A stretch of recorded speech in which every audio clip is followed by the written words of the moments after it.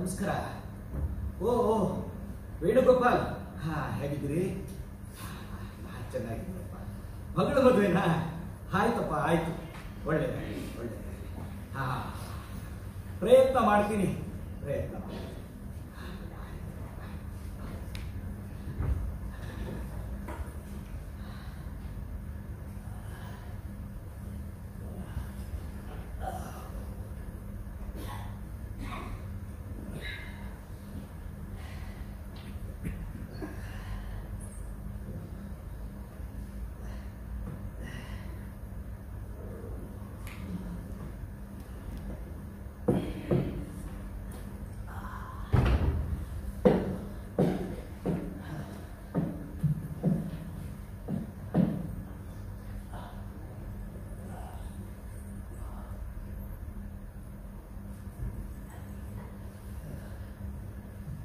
ಬೆಳಿಗ್ಗೆ ನಿದ್ದೆ ಮಾಡಕ್ಕೆ ಶುರು ಮಾಡ್ತಿದ್ದೀನಲ್ಲ. ವಯಸ್ಸಾಯ್ತಲ್ವಾ?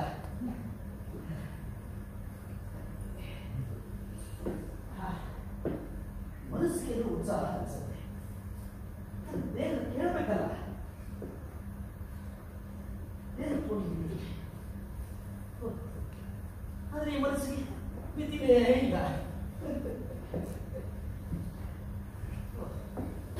ವಯಸ್ಸಾಗ್ತಾ ಆಗ್ತಾ ಹೆಚ್ಚೆಚ್ಚು ಉಲ್ಲಾಸವಾಗಿ ಮಾತಾಡೋದು ಶುರು ಮಾಡಿದೆ.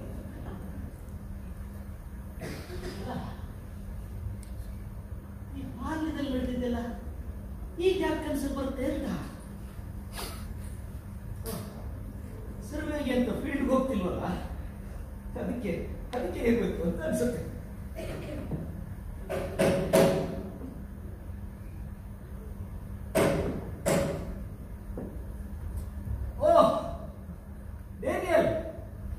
Good morning, sir. Good morning. How are you? Fine, sir. ಹೇಗಿದ್ದೀರಿ? Oh, fine. ಚೆನ್ನಾಗಿದ್ದೀನಿ. ಬಾ. ಬ್ರೇಕ್ಫಾಸ್ಟ್ ಮಾಡಿಲ್ಲ? ಆಯ್ತಲ್ಲ, ಬ್ರೇಕ್ಫಾಸ್ಟ್ ಆಯ್ತು. ಮಾತ್ರೆ ಎಲ್ಲ ತಗೊಂಡ್ರ? ತಗೊಂಡು ನಿದ್ದೆನೂ ಮಾಡ್ಬೇಕಲ್ಲ ಬೆಳಿಗ್ಗೆ. ನೀವು ಬಿಡಿ ಸರ್, ಶಿಸ್ತು ಅಂದ್ರೆ ಶಿಸ್ತು ಸರ್.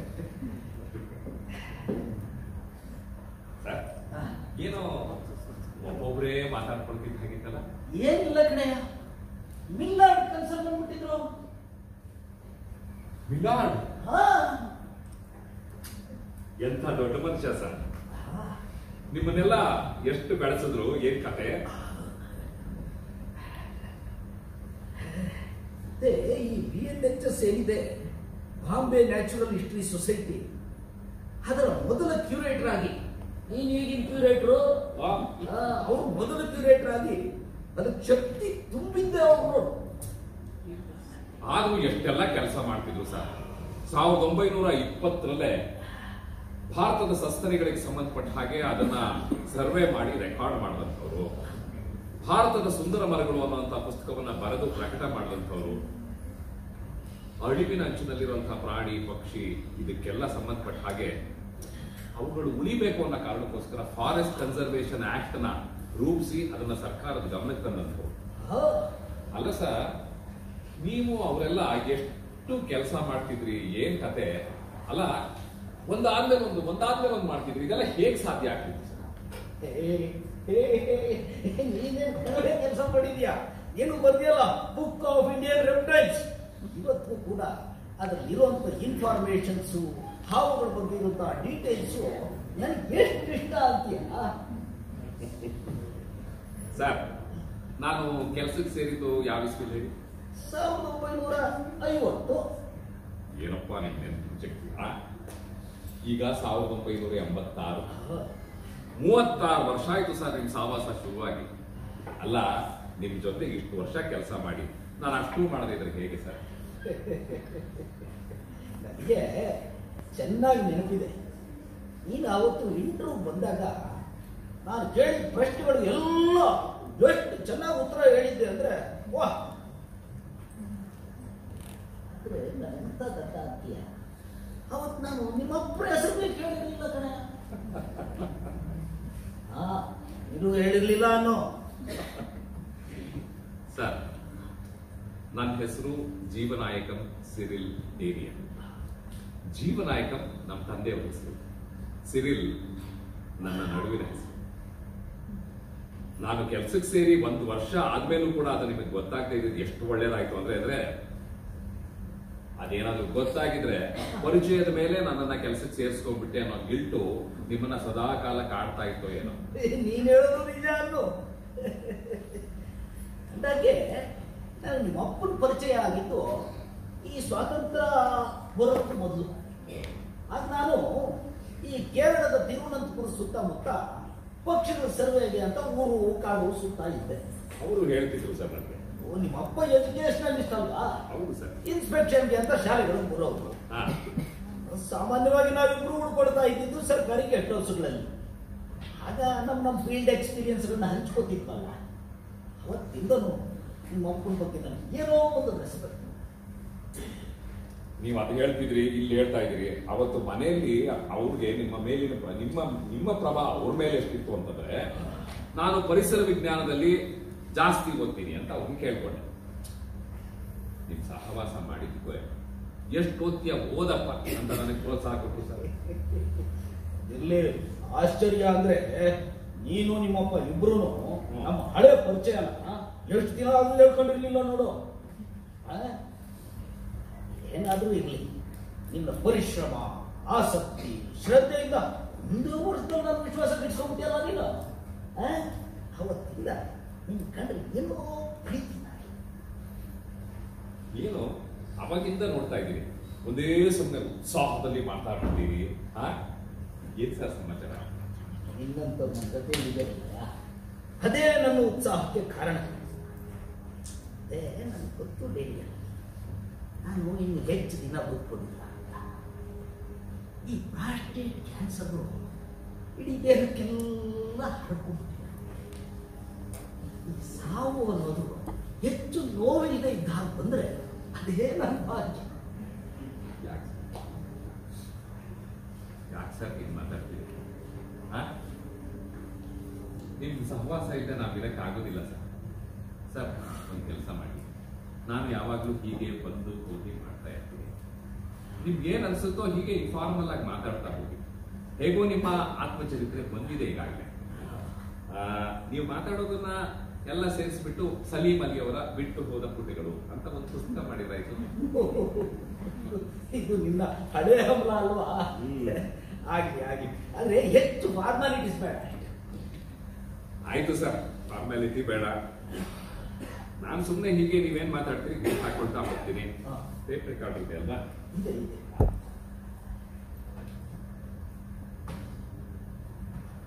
ಅಂದ ಹಾಗೆ ಎಲ್ಲಿಂದ ಶುರು ಮಾಡೋಣ? ಎಲ್ಲಿದ್ದಾದ್ರೂ ಸರಿ, ನಾನಂತೂ ನನಗೆ ಗೊತ್ತಿರೋದೇ ಹೇಳೋದು. ಆದ್ರೆ ಡೇನಿಯಲ್, ಈ ರಾಜಕೀಯ ಬಗ್ಗೆ ಎಲ್ಲ ಪ್ರಶ್ನೆ ಕೇಳ್ಬೇಡಪ್ಪ, ನನಗದ್ರಲ್ಲಿ ಅಷ್ಟು ಆಸಕ್ತಿ ಇಲ್ಲ. ಏನೋ ಸುಳ್ಳು ಹೇಳ್ತೀರಂಗೆ ಕಾಣ್ತಾ ಇದೆಯಲ್ಲ. ಯಾಕೆ? ಅಲ್ಲ ಸರ್, ರಾಜಕೀಯದಲ್ಲಿ ಎಲ್ಲ ದೊಡ್ಡ ದೊಡ್ಡ ಮನುಷ್ಯರೇ ತಮಗೆ ಪರಿಚಯ ಇರೋದು. ಅದ್ ಬಿಟ್ಬಿಟ್ಟು ನನಗೆ ಅವ್ರು ಗೊತ್ತಿಲ್ಲ ಇವ್ರು ಗೊತ್ತಿಲ್ಲ ಅಂತಾರೆ. ಅಲ್ಲ, ನೀವು ಬುಕ್ ಆಫ್ ಇಂಡಿಯನ್ ಬರ್ಡ್ಸ್ ಒಂದು ಎಡಿಷನ್ ಯಾರು ಸರ್ ಬಿಡುಗಡೆ ಮಾಡಿದ್ದು? ಓಹ್, ಇಂದಿರಾ ಗಾಂಧಿ ಅವರಲ್ವಾ? ಅದಿರ್ಲಿ, ಅವರಪ್ಪ ನೆಹರೂನ ಚೆನ್ನಾಗಿ ಪರಿಚಯ ಇದ್ರಲ್ಲ ನನಗೆ. ಮತ್ತೆ ನನ್ನ book of Indian birds first edition release ಆದಾಗ ನೆಹರು ಓದಿ ಬಹಳ ಇಂಪ್ರೆಸ್ ಆಗಿದ್ರಂತ ಕಣೆ. ಮತ್ತೆ ಗೊತ್ತಿಲ್ಲ ಅಂತೀರಿ. ಆಮೇಲೆ ಬ್ರಿಟಿಷ್ನವರು ನೆಹರು ಜೈಲಲ್ಲಿ ಹಾಕ್ಬಿಟ್ರಲ್ಲ, ಆಗೊಂದ್ಸಾರಿ ಇಂದಿರಾ ಗಾಂಧಿ ಅವರು ಅಪ್ಪನ ನೋಡಕ್ಕೆ ಅಂತ ಹೋಗಿದ್ರು. ಅವತ್ತು ಇಂದಿರಾ ಗಾಂಧಿ ಅವರು ಹುಟ್ಟಿದ್ದಿನ, ಮಗಳ ಹುಟ್ಟಿದವ್ರ ಗಿಫ್ಟ್ ಅಂತ ಹೇಳಿ ನೆಹರು ನನ್ನ ಪುಸ್ತಕ ಕೊಟ್ಟಿದ್ರು ಅಂತ ನೋಡು. ಮತ್ತೆ ನನಗೆ ರಾಜಕೀಯದವ್ರು ಗೊತ್ತಿಲ್ಲ ಅಂತ ಸಂತ. ಇಂದಿರಾ ಗಾಂಧಿ ಅವ್ರಿಗೆ ಅವತ್ತಿಂದ ಅವ್ರು ಗೊತ್ತಿರೋವರೆಗೂ ನನ್ನ ಕಂಡ್ರೆ ಏನೋ ಅಭಿಮಾನ. ನಿಜ ಸರ್, ನಿಮ್ಮನ್ ಕಂಡ್ರೆ ಎಷ್ಟು ಜನಕ್ಕೆ ಅಭಿಮಾನ ಇದೆ ಗೊತ್ತಾ ಸರ್? ಸರ್, ನಾನು ಬಂದಾಗ ಮಿಲಾಡ್ ಅವ್ರ ವಿಷಯ ಮಾತಾಡ್ತಿದ್ರಿ, ಅದನ್ನ ಮುಂದುವರ್ಸೋಣವಾ? ಇಲ್ಲ, ಆಶ್ಚರ್ಯ ಅಂದ್ರೆ 75-80 ವರ್ಷಗಳ ಹಿಂದೆ ನಡೆದದ್ದು ಈಗ ನಿನ್ನೆ ಮೊನ್ನೆ ನಡೆದಾಗಿದೆಯಲ್ಲ.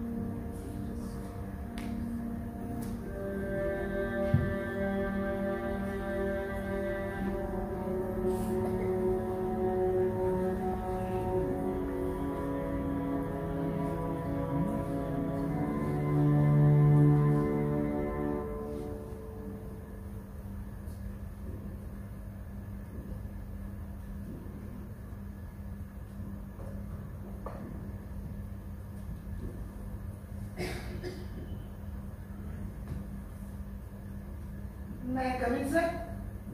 Yes, come in. Good morning, sir. Very good morning. Sir.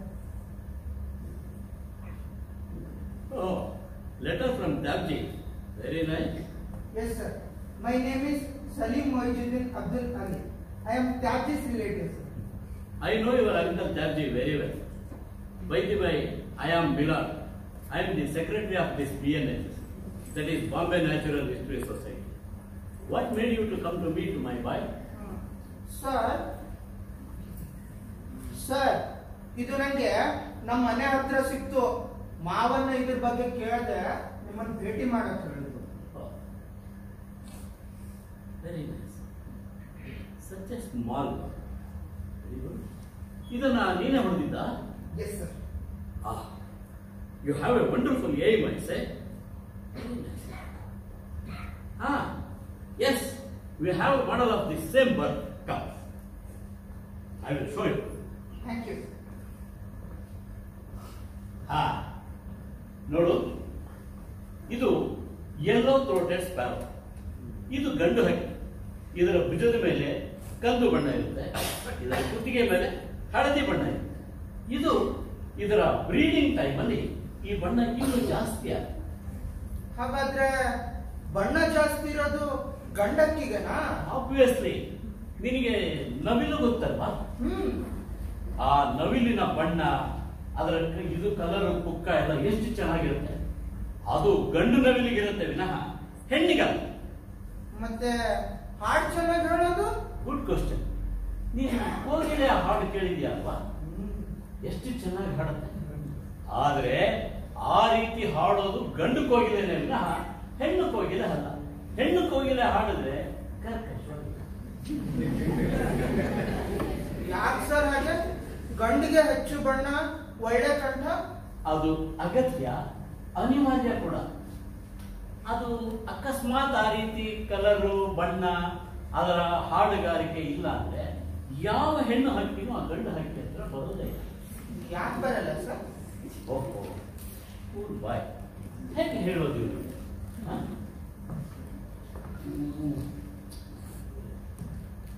ಹ? ಎಸ್, ನೋಡು ಸಲೀಂ, ಈ ಗಂಡು ಹಕ್ಕಿಗೆ ಒಳ್ಳೆ ರೂಪ, ಬಣ್ಣ ಮತ್ತೆ ಈ ಹಾಡುಗಾರಿಕೆ ಎಲ್ಲ ಇರಲಿಲ್ಲ ಅನ್ಕೋ, ಯಾವ ಹೆಣ್ಣು ಹಕ್ಕಿನೂ ಅದನ್ನು ಮದುವೆನೇ ಮಾಡ್ಕೊಳ್ಳಲ್ಲ ಅಷ್ಟೇ. ಯಾಕೆ ಮಾಡ್ಕೊಳ್ಳಲ್ಲ sir? You are not old enough to know all these things my boy. ನೀನು ಇನ್ನೂ ಚಿಕ್ಕವನು, ನಿಂಗೆ ಗೊತ್ತು. ಬಾ, ನಾನು ನಿನಗೆ ನಮ್ಮ ಸೆಂಟರ್ನ ಬೇರೆ ಬೇರೆ ಹಕ್ಕಿಗಳನ್ನ ನಾನು ಪರಿಚಯ ಮಾಡಿಕೊಡ್ತೀನಿ. ಹಾ, ಇಲ್ಲಿ ನೋಡು, ಇದು ಚುಕ್ಕಿ ಮುನಿಯ ಅಥವಾ ಸ್ಪಾಟೆಡ್ ಮುನಿಯ. ಯಾಕೆ ಇದನ್ನ ಚುಕ್ಕಿ ಮುನಿಯ ಅಂತ ಕರೀತಾರೆ ಅಂದ್ರೆ ಇದರ ಮೈ ಮೇಲೆಲ್ಲ ಚುಕ್ಕಿಗಳು ಇದೆ, ಅದಕ್ಕೋಸ್ಕರ. ಆಮೇಲೆ ಈ ಮುನಿಯಾ ಜಾತಿಯ ಹಕ್ಕಿಯ ವಿಶೇಷ ಅಂದ್ರೆ ಇದರ ಕೊಕ್ಕು ತುಂಬಾ ದಪ್ಪ ಹಾಗೂ ಹರಿತವಾಗಿರುತ್ತೆ. ಅದರಿಂದ ಇದು ಧಾನ್ಯಗಳನ್ನು ಕತ್ತರಿಸಿ ತಿನ್ನೋಕೆ ತುಂಬಾ ಅನುಕೂಲ. ಆಮೇಲೆ ಈಗ ನಿನಗೆ ನಾನೊಂದು ಹಕ್ಕಿಯನ್ನ ಪರಿಚಯ ಮಾಡಿಸ್ತೇನೆ. ಅದು ನಿಮ್ಮ ಮನೆ ಸುತ್ತಲೂ ಮುತ್ತಲೂನೇ ಇರುತ್ತೆ. ಅದು ಯಾವುದು ಅಂತ ನೀನ್ ಕಂಡಿಡೋದು ನನಗೆ ಹೇಳ್ಬೋದು. ಬಾ, ಇನ್ನು ಈ ಹಕ್ಕಿ ಯಾವುದು ಗುರ್ತಿಡಿಬೇಕು. ಗುಬ್ಬಚ್ಚಿ. ಎಸ್, ಗಂಡು ಗುಬ್ಬಚ್ಚಿ. ಎಸ್. ನಮ್ಮ ಮಾವ ಇದ್ರ ಬಗ್ಗೆ ಹೇಳಿದ್ರು. ಏನಂತ?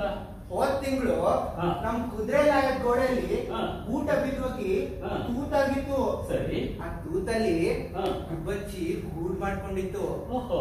ಅದನ್ನ ಒಂದು ಗಂಡು ಗುಬ್ಬಚ್ಚಿ ಕಾಯ್ತಿತ್ತು. ಸರಿ. ಅದಕ್ಕೆ ಉರಿಯಿಟ್ಟು ಹೊದೆ ಕೆಳಬಿದ್ದು ಸತ್ತೋಯ್ತು. ಓಹೋ. ಆಮೇಲೆ ಆದ್ರೆ ನಾನು ಹೊಡೆದಿದ್ ಮಾರನೇ ದಿನನೇ ಹೆಣ್ಣು ಗುಬ್ಬಚ್ಚಿ ಹೋಗಿ ಇನ್ನೊಂದು ಗಂಡು ಗುಬ್ಬಚ್ಚಿನ ಕರ್ಕೊಂಡ್ ಬರ್ತಿತ್ತು. ಹೀಗೆ ಒಂದಾದ್ಮೇಲೊಂದು 7 ದಿನದಲ್ಲಿ 8 ಗಂಡು ಗುಬ್ಬಚ್ಚಿಗಳನ್ನ ಹೊಡೆದೆ. ನನ್ಗೂ ಹೊಡೆದು ಸಾಕಾಗ್ ಹೋಯ್ತು. ಹೊಡಿಯೋದ್ನೇ ನಿಲ್ಸ್ಬಿಟ್ಟೆ. ಅದ್ ಹೇಗೆ ಮಿಲಾಡ್ ಸರ್? ಅಷ್ಟು ಬೇಗ ಹೆಣ್ಣು ಗುಬ್ಬಚ್ಚಿ ಹೋಗಿ ಇನ್ನೊಂದು ಗಂಡು ಗುಬ್ಬಚ್ಚಿನ ಫ್ರೆಂಡ್ ಮಾಡ್ಕೊಂಡು ಕರ್ಕೊಂಡು ಬರುತ್ತಾ? ಅದೇ ನೋಡು ಈ ಪಕ್ಷಿ ಲೋಕದ ಸ್ವಾರಸ್ಯ. ಆದ್ರೆ ಇದು ನಮ್ಮ ಮನುಷ್ಯರಲ್ಲಿ ಆಗಲ್ಲ. ಬಾ ನೋಡು, ನಾನು ನೆಕ್ಸ್ಟ್ ಹಕ್ಕಿ ಬಗ್ಗೆ ಇದು ಪ್ಯಾರಡೈಸ್ ಫ್ಲೈ ಕ್ಯಾಚ್. ಇದೊಂದು ಅತ್ಯಂತ ಸುಂದರವಾದ ಹಕ್ಕಿ. ಇದರದ್ದು ವಿಶೇಷ ಏನು ಗೊತ್ತಾ? ಇಲ್ಲಿ ನೋಡಯ್ಯ ಬಾಲ, ಆಹಾ ಎಷ್ಟು ಚೆನ್ನಾಗಿದೆ ನೋಡಯ್ಯ ಬಾಲ. ಆಮೇಲೆ ಈ ಬಾಲ ನಿಮ್ಮ ಶಾಲೆಯಲ್ಲಿ ಹೆಣ್ಣು ಮಕ್ಕಳು ಇಡೀ ಟೇಪ್ ಕಟ್ಕೊಂಡು ಬರ್ತಾರೆ, ಆ ತರ ಇಲ್ವಾ? ಗುಡ್. ನೋಡು, ಇದು ಮರಕುಟ್ಕ ಅಥವಾ ವುಡ್ ಪೆಕರ್. ಈ ವುಡ್ ಪೆಕರ್ನ ವಿಶೇಷ ಏನು ಗೊತ್ತಾ? ಎಂಥ ಒಣಗಿದ ಮರ ಇರಲಿ, ಎಷ್ಟೇ ಗಟ್ಟಿಯಾಗಿದೆ, ಆ ಕಾಂಡವನ್ನ ತನ್ನ ಗಟ್ಟಿಯಾದ ಕೊಕ್ಕಿಂದ ಕೊರೆದು ಅದರಲ್ಲಿರ್ತಕ್ಕಂಥ ಈ ಹುಳ ಹುಟ್ಟನ್ನು ತಿನ್ನುತ್ತೆ. ಆಯ್ತಾ? ಇದಾದ ನಂತರ ನಿಮಗೆ ಇನ್ನೊಂದು ವಿಶೇಷವಾದ ಹಕ್ಕಿಯನ್ನು ನಾನು ಪರಿಚಯ ಮಾಡಲೇಬೇಕು. ಅದು ನೋಡಿ, ಗೂಬೆ. ಹೌದು, ಇದ್ರದ್ದು ಒಂದು ವಿಶೇಷ ಇದೆ. ಇದು ಬೆಳಿಗ್ಗೆ ಹೊತ್ತೆಲ್ಲ ಓಡಾಡೋದೇ ಇಲ್ಲ, ಯಾಕೆ ನನಗೂ ಕಾಣಿಸ್ಕೊಳ್ಳೋದೇ ಇಲ್ಲ. ಇದರ ಸಂಚಾರ ಏನಿದ್ರು ರಾತ್ರಿ, ಅದಕ್ಕೋಸ್ಕರ ಇದನ್ನ ನಿಶಾಚರ ಅಂತ. ಇದು ರಾತ್ರಿ ಓಡಾಟದಲ್ಲಿ ಸುಮಾರು ಹುಳ ಹುಪ್ಪೆಗಳನ್ನು ಇಟ್ಕೊಂಡು ತನ್ನ ಹೊಟ್ಟೆಯನ್ನು ಬರ್ತದೆ. ಒಂದು ವಿಷಯ ಸರಿ, ನನಗೆ ನಿಮ್ಮನ್ನು ನೋಡ್ತಾ ಇದ್ದೆ, ಈ ಹಕ್ಕಿಗಳ ಬಗ್ಗೆ ನಿಮ್ಗೆ ಇಷ್ಟೆಲ್ಲ ಆಸಕ್ತಿ ಹೇಗೆ ಬಂತು ಅಂತ. ಅದ ಸರ್, ಪೇಟೆಯಲ್ಲಿ ಕೌಜುಗ ಮತ್ತು ಲಾವುಕಿಗಳು ದಂಡಿಯಾಗಿ ಮಾರಾಟಕ್ಕೆ ಬರ್ತಾ ಇದ್ವು. 8 ಆಣೆಗೆ ಒಂದು ಕೋಳಿ ಸಿಕ್ತಿತ್ತು. ಅದೇ ದುಡ್ಡಿಗೆ ನಮ್ಮ ಮಾವ 8 ಕೌಜುಗ 20 ಲಾವುಕಿಗಳನ್ನ ತರ್ತಾ ಇದ್ರು. ಕಡಿಮೆ ಬೆಲೆಗೆ ಸಿಗೋದ್ರಿಂದ ಅದನ್ನೇ ಹಲಾಲ್ ಮಾಡಿ ಚಾಕಣ ಮಾಡಿ ಕೊಡ್ತಾ ಇದ್ರು. ಓ, ಅಂದ್ರೆ ಕಡಿಮೆ ದುಡ್ಡಿಗೆ ಜಾಸ್ತಿ ತಿನ್ನುವ ಹುನ್ನಾರ. ಹಾಗಲ್ಲ ಸರ್, ಆ ನತದೃಷ್ಟ ಹಕ್ಕಿಗಳಲ್ಲಿ ಕೆಲವನ್ನ ನಾನು ಮತ್ತೆ ನನ್ನ ಕಜಿನ್ ಸುಲೇಮಾನ್ ಸೇರಿ ಉಪಾಯದಿಂದ ಎಗರಿಸ್ಬಿಡ್ತಾ ಇದ್ವಿ. ಅದಕ್ಕೆ ಜಾಯಿಕಾಯಿ ಮರದ ಪೆಟ್ಟಿಗೆ ಮಾಡಿ, ಅದಕ್ಕೆ ಒಂದು ತಂತಿ ಬಲೆ ಕಟ್ಟಿ, ಅದಕ್ಕೊಂದು ಪಂಜರ ಮಾಡಿ, ಅದಕ್ಕೆ ಕಾಳು ನೀರು ಕೊಟ್ಟು ಅದನ್ನೇ ನೋಡ್ತಾ ಕೂತಿರ್ತೀವಿ. What a noble thought. ನಮ್ಮ BNHSಗೆ ಬೇಕಾದಷ್ಟು ಜನ ಬರ್ತಾರೆ, ಈ ಹಕ್ಕಿಗಳನ್ನ ನೋಡ್ತಾರೆ, ಹೋಗ್ತಾರೆ. ಆದರೆ ಇವತ್ತು ಈ ಸಲಿ ಚಿಕ್ಕ ಹುಡುಗ ನನ್ನ ಮನಸ್ಸನ್ನ ಸಂಪೂರ್ಣವಾಗಿ ಆವರಿಸ್ಕೊಂಡು, ಸರಿ ನಿನ್ನನ್ನು ನೋಡಿ ನನಗೆ ಬಹಳ ಸಂತೋಷ ಆಯ್ತು ಕಣೆ. ಯಾವುದು ಏನೇ ಇರಲಿ ನೋಡು, ನಾನು ನಿನಗೆ ನಮ್ಮ ಯುರೋಪ್ ದೇಶದ ಒಂದು ಹಕ್ಕಿಯನ್ನು ಪರಿಚಯ ಮಾಡಿಸ್ತೇನೆ. ಇದು ನಮ್ಮ ದೂರದ ಯುರೋಪಿಂದ ಚಳಿಗಾಲದಲ್ಲಿ ಆಹಾರ ಹುಡುಕೊಂಡು ಈ ಬೆಚ್ಚಗಿನ ಭಾರತ ದೇಶಕ್ಕೆ ಬರುತ್ತೆ. ಅದರ ಹೆಸರು ವಿಜನ್ ಅಂತ ಕರೀತಾರೆ. ಓ, ಕಾಣ್ತಾ ಇಲ್ಲ ಅಮ್ಮ, ನೋಡಿ. ಇದರ ಹೆಸರು ವಿಜನ್ ಅಂತ ಕರೀತಾರೆ. ಅದ್ ಹೇಗೆ ಮಿಲಾಡ್ ಅಂತ ಅಷ್ಟು ದೂರದಿಂದ ಬರುತ್ತೆ? ಅದು ದಾರಿ ಯಾರು ತೋರಿಸ್ಕೊಡ್ತಾರ? Good question. ಒಂದು ಥಿಯರಿ ಪ್ರಕಾರ ಸ್ಟಾರ್ಸ್ ನ ಚಲನೆಯನ್ನು ನೋಡಿಕೊಂಡು ಈ ದೇಶಕ್ಕೆ ಬರುತ್ತೆ. ಇನ್ನೊಂದು ಥಿಯರಿ ಪ್ರಕಾರ ಅದರ DNA ನಲ್ಲೇ ಆ ಶಕ್ತಿ ಇರುತ್ತೆ. ಏನೇ ಇರಲಿ, ನಿನ್ನನ್ನು ನೋಡಿ ಅಂತೂ, ನಿನ್ನ ಆಸಕ್ತಿಯನ್ನು ನೋಡಿ ನನಗಂತೂ ತುಂಬಾ ಸಂತೋಷ ಆಗಿದೆ. ಅಷ್ಟೇ ಅಲ್ಲ, ಈ ನಮ್ಮ ಹಕ್ಕಿಗಳೆಲ್ಲ ಸಲೀಂ ಸಲೀಂ ಅಂತ ಕೂಗ್ತಾ ಇರೋ ತರ ಅನ್ನಿಸ್ತಾ ಇದ್ದಾರೆ. ಈ ಅದ್ಭುತವಾದ ಪಕ್ಷಿ ಲೋಕಕ್ಕೆ ನಾನು ನಿನಗೆ ಸ್ವಾಗತವನ್ನ ನೀಡ್ತೇನೆ.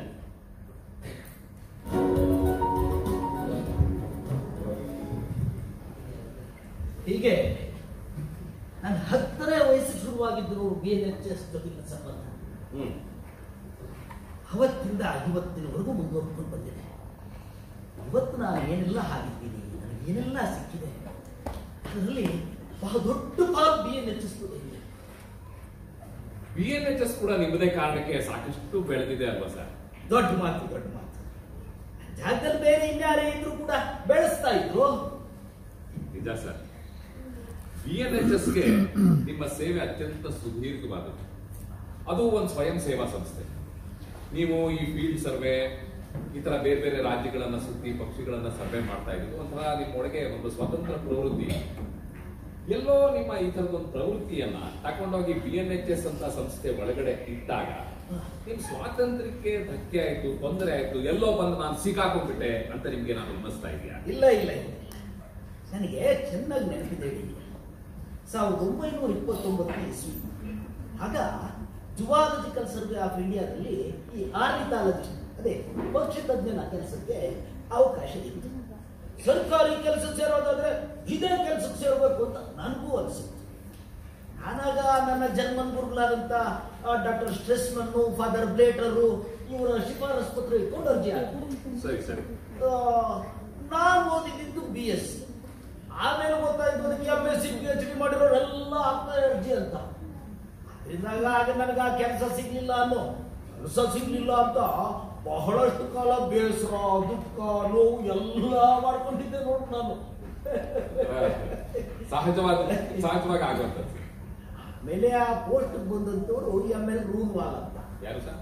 ML ರೂಲ್ವಾಲ್. ಓಹೋ, ML ರೂಲ್ವಾಲ್. ಅದೇ ಜುವಾಲಜಿಕಲ್ ಸರ್ವೆ ಆಫ್ ಇಂಡಿಯಾದ ಡೈರೆಕ್ಟರ್ ಆಗಿ ರಿಟೈರ್ಡ್ ಆದ್ರಲ್ಲಮ್ಮ. ಅವ್ರ ಹೆಸರಲ್ಲಿ ಈ ಪಕ್ಷಿಗಳಿಗೆ ಸಂಬಂಧಪಟ್ಟ ಹಾಗೆ ಯಾವುದೇ ಸೈಂಟಿಫಿಕ್ ಪೇಪರ್ ಪ್ರೆಸೆಂಟ್ ಆದಂಗೆ ನನಗೆ ಕಾಣಿಸ್ತಿಲ್ಲ.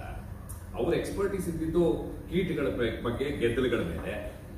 ಈ BNHS ಅಂತ ಸಂಸ್ಥೆಗೆ ಯಾರನ್ನಾದ್ರೂ ಮುಖ್ಯಸ್ಥರನ್ನಾಗಿ ನೇಮಿಸಬೇಕಾದ್ರೆ ಅವರ ಕ್ಷೇತ್ರಾನುಭವ ಇದನ್ನ ಪರಿಗಣಿಸಿ ಆ ಕ್ಷೇತ್ರಕ್ಕೆ ಬೆಲೆ ಕೊಟ್ಟು ಕೆಲಸಕ್ಕೆ ತರ್ತಾರೋ, ಅಥವಾ ಅಕಾಡೆಮಿಕ್ ಬ್ಯಾಕ್ ಗ್ರೌಂಡ್ ಅನ್ನ ಮಾತ್ರ ನೋಡ್ಬಿಟ್ಟು ಆ ಪದವಿಗೆ ಅವ್ರನ್ನ ಕೂರಿಸ್ತಾರೋ? Very nice. ನಿನ್ನ ಕ್ಯೂರೇಟರ್ ಮಾಡಿದ್ದಕ್ಕೂ ಸಾರ್ಥಕ ಆಯ್ತು. ಹೇಳಿದ್ದು ಸರಿ. ಅವರು ಅಪಾಯಿಂಟ್ ಆಗಿದ್ದು ಆರ್ನಿಥಾಲಜಿಸ್ಟ್. ಏನ್ ಮಾಡ್ತೀಯ, ಕೆಲವೊಂದ್ಸರಿ ಈಗೆಲ್ಲ ಆಗ್ಬಿಡ್ತು. ಈಗ ನನ್ನನ್ನೇ ತಗೋ, ಅವತ್ತು ನನಗೆ ಆ ಕೆಲಸ ಸಿಕ್ಬಿಟ್ಟು ತಿಂಗಳು ಮೊದಲನೇ ತೇದಿಗೆ ಪಗಾರ ಬಂದು ನನ್ನ ಜೋಬಲ್ಲಿ ಬೀಳ್ತಾ ಇದ್ದಿದ್ರೆ ನಾನು ಇಷ್ಟೆಲ್ಲ ಕೆಲಸ ಮಾಡ್ತಾ ಇದ್ದೋ ಇಲ್ವೋ ಯಾರಿಗೆ ಗೊತ್ತು. ಇದು BNHS ಅಲ್ಲಿ ಹಾಗೆಲ್ಲ ಅವಕಾಶ ಇದೆ. ಅಲ್ಲ, ನನಗೇನು ಯೋಚನೆ ಬಂತು ಅಂದ್ರೆ, ನಮಗೆ ಒಂದು ಖಾಯಂ ಉದ್ಯೋಗ, ಆರ್ಥಿಕ ಭದ್ರತೆ ಇದ್ರೆ ನಾವು ನಿಜವಾಗ್ಲೂ ಕೆಲಸ ಮಾಡ್ತೀವ? ಈಗ ನಮ್ಗೆ ಬೇಕಾದಷ್ಟು ಬೇರೆ ಬೇರೆ ಸರ್ಕಾರಿ ವ್ಯವಸ್ಥೆಗಳಲ್ಲಿ ನೋಡ್ತಾ ಇದ್ವಿ, ಅವರು ಬೇರೆ ಏನಕ್ಕೋ ಕಾಯ್ತಾ ಇರ್ತಾರೆ ಅಲ್ವಾ ಸರ್? ಅಲ್ಲ, ನಿಮಗೆ ಹೀಗೆ ಆರ್ಥಿಕ ಭದ್ರತೆ ಇಲ್ಲದಿದ್ದಕ್ಕೂ, ಕಾಯಂ ಉದ್ಯೋಗ ಇಲ್ಲದಿದ್ದಕ್ಕೂ ನೀವು ಪೇಪರ್ಗಳ ಮೇಲೆ ಪೇಪರ್ ಪ್ರೆಸೆಂಟ್ ಮಾಡ್ತಾ ಅದನ್ನ ಪಬ್ಲಿಷ್ ಮಾಡ್ತಾ ಹೋದ್ರಿ ಅಲ್ವಾ ಸರ್? ಹೌದು ಅನ್ಸುತ್ತೆ. ಆಗ ನನ್ನ ಫೀಲ್ಡ್ ಅಲ್ಲಿ ಇಂಡಿಯನ್ಸ್ ಯಾರು ಬರೆಯೋರು ಇರಲಿಲ್ಲ ನೋಡು. ಈ ಬ್ರಿಟಿಷ್ ಕಾರ್ಬಾರು ಎಲ್ಲ. ಸರಿ ಸರ್. ಇದೊಂಥರ ಪ್ಯಾರಾಡಾಕ್ಸ್ ಕಣೆ. ನಾನು ಕೂಡ ನನಗೆ ಕಾಯಂ ಕೆಲಸ ಇಲ್ಲ ಅಂತಾನೆ ಇಷ್ಟೆಲ್ಲ ಕೆಲಸ ಮಾಡಿದ್ದೇನೋ ಅಂತ ಅನ್ಸುತ್ತೆ. ಆದ್ರೆ ಕಾಯಂ ಕೆಲಸ ಇಲ್ಲ ಅಂತ ಬಹಳ ಕಾಲ ನೋವು, ದುಃಖ, ಒತ್ತಡ ಎಲ್ಲ ಅನುಭವಿಸ್ಬಿಟ್ನಲ್ಲ. ಯಾವಾಗ ಸರ್ ಅದು? 1930ನೇ ಇಸ್ವಿ. ಆಗ ನಾನು ಜಪಾನ್ನಿಂದ ವಾಪಸ್ ಆಗಿದ್ದೆ. ನಾನು ಮತ್ತೆ ನನ್ನ ಹೆಂಡತಿ ಇಬ್ಬರು ಕೂಡ ಮುಂಬೈನ ಈ ಸಮುದ್ರ ದಂಡೆಯಲ್ಲಿರುವಂತ ಈ ಹಿಮ್ ಅನ್ನುವಂತ ಹಳ್ಳಿಯ ತೋಟದ ಮನೆಯಲ್ಲಿ ವಾಸವಾಗಿದ್ದೆ. ಅಂದ್ರೆ ಒಂಥರ ಪ್ಯಾಷನೇಟ್ ಆಗಿರೋರಿಗೆ ಅವ್ರನ್ನ ಪಾಡಿಗೆ ಬದುಕಕ್ಕೆ ಈ ಸಮಾಜ ಬಿಡೋದಿಲ್ಲ ಸರ್. ಸಾಮಾಜಿಕ ಒತ್ತಡ, ಆರ್ಥಿಕ ಭದ್ರತೆ ಇದ್ದಿರೋ ಕಾರಣಕ್ಕೆ ನಿಮ್ಗೆ ತುಂಬಾ ತೊಂದರೆ ಆಗಿರ್ಬೋದು. ಆದ್ರೆ ಹೇಗೆ ಹೊರಗೆ ಬಂದ್ರಿ ನೀವು? ಅದಂತೂ ಸಾಧ್ಯ ಆಗಿದ್ದು ನನ್ನ ಹೆಂಡತಿ ಬೆಹಮಿನಾಡ ಗಟ್ಟಿತನದಿಂದ. ಅವಳು ಅವತ್ತು ಆಡಿದ ಮಾತು ಇವತ್ತು ಕೂಡ ನನಗೆ ಮೇಲೆ ಗುನ್ಗುಡ್ತಾ ಇದೆ ನೋಡಿ.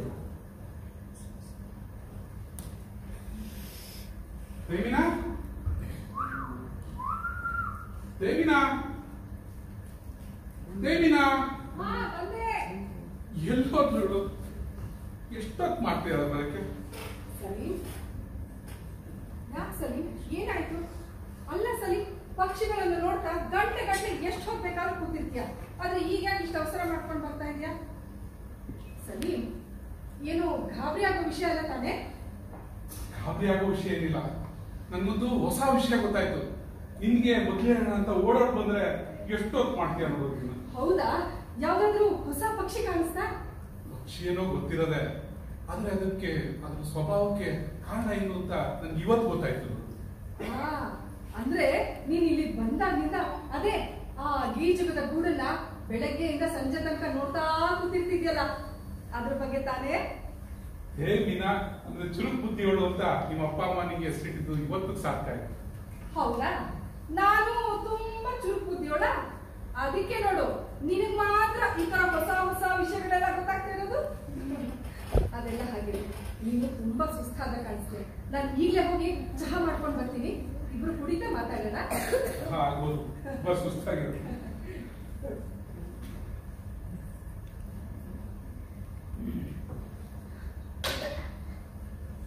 ನೋಡಿ ಇವಳು ಹೀಗೇನೆ ನನ್ನ ಮಗು ತರ ನೋಡ್ಕೊಳ್ತಾರೆ. 4 ತಿಂಗಳಿಂದ ನಾವಿಲ್ಲಿಗೆ ಬಂದಾಗ ನಾನು ಅವಳು ಕೇಳಿದೆ, ದೇವಿನಾ ನನಗೆ ಝೂಲಾಜಿಕಲ್ ಸರ್ವೆ ಆಫ್ ಇಂಡಿಯಾದ ಆರ್ನಿಥಾಲಜಿಸ್ಟ್ ಪೋಸ್ಟ್ ಸಿಗುವಾಗ ಕಾಣ್ತಿಲ್ಲ, BNHS ನಲ್ಲಿ ಗೈಡ್ ಪೋಸ್ಟ್ ಖಾಲಿ ಇಲ್ಲ, ನಾನು ಯಾವ್ದಾದ್ರು ಕಂಪ್ನಿನಲ್ಲಿ ಲೆಕ್ಕ ಬರೆಯೋ ಕ್ಲರ್ಕ್ ಕೆಲಸಕ್ಕೆ ಸೇರ್ಕೊಳ್ಳ ಅಂತ. ಅದಕ್ಕೆ ಅವಳು, ಸಲೀಂ ನಿನ್ಗೆ ಆ ಕೆಲಸ ಇಷ್ಟನಾ ಅಂತ ಕೇಳ್ತೀನಿ. ನಾನು ಹೇಗಿನ ಇಷ್ಟ ಆಗೋ ಕೆಲಸ ಸಿಗೋ ತನಕಾದ್ರೆ ಜೀವನ ಮಾಡೋದು ತುಂಬಾ ಕಷ್ಟ ಆಗುತ್ತಲ್ವಾ ಅಂದ್ರೆ.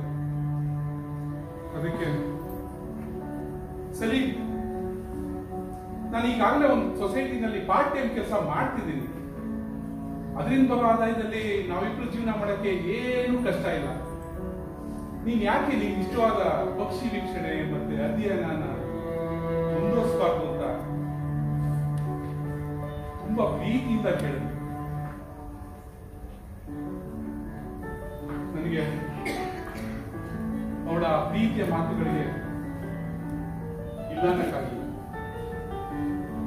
ಅಂದ್ರೆ ಅವಳಿಗೆ ನನ್ ಕಂಡ್ರೆ ಎಷ್ಟು ಪ್ರೀತಿ, ನನ್ನ ಸಾಮರ್ಥ್ಯದ ಮೇಲೆ ಎಷ್ಟೊಂದು ನಂಬಿಕೆ. ಏನು ಸಲೀಂ ಸಾಹೇಬ್ರು ಏನೋ ಪ್ರೀತಿ ನಂಬಿಕೆ ಅಂತ ಮಾತಾಡ್ತಾ ಇದ್ರಿ? ಏನಿಲ್ಲ, ನೀವ್ ಮಾಡಿರೋ ಟೀ ಇಲ್ಲ, ಇದನ್ನ ಕಂಡ್ರೆ ನನ್ಗೆ ತುಂಬಾ ಪ್ರೀತಿ, ಇದನ್ನ ಕುಡಿದ್ರೆ ನನ್ ಸುಸ್ತು ಸಂಕಟ ಎಲ್ಲ ಹೋಗಿ ಫ್ರೆಶ್ ಆಗಿ ಫೀಲ್ ಆಗ್ತೀನಿ ಅನ್ನೋ ನಂಬಿಕೆ ಅಂತ ನನಗೆ ನಾನೇ ಹೇಳ್ಕೊಂತ ಇರ್ತೀನಿ. ಸಲೀಂ ಈಗ ಹೇಳು, ಏನೋ ಹೊಸ ವಿಷಯ ಆಗಿಲ್ಲ, ಏನದು? ಹೇಳ್ತೀನಿ. ನಾನು ಇಲ್ಲಿಗೆ ಬಂದಾಗಿಂದ ಈ ಬೀಜ ಗೂಡು ಕಟ್ಟೋದನ್ನ ಗಮನಿಸ್ತಾ ಇದ್ದೆ. ಅದರಲ್ಲಿ ಕೆಲವೊಂದು ಗೂಡುಗಳು ಅರ್ಧಂಬರ್ಧ ಮಾತ್ರ ಇದೆ. ನಾನು ಬಹುಶಃ ಗಾಳಿ ಮಳೆ ಬಿಸಿಲಿಗೆ ಗೂಡುಗಳು ಹಾಳಾಗಿರ್ಬೋದು ಅಂತ ಅನ್ಕೊಂಡಿದ್ದೆ. ಆದ್ರೆ ಅದಕ್ಕೆ ನಿಜವಾದ ಕಾರಣ ಏನು ಅಂತ ಇವತ್ತು ಗೊತ್ತಾಯ್ತು. ಹೌದಾ? ಏನದು?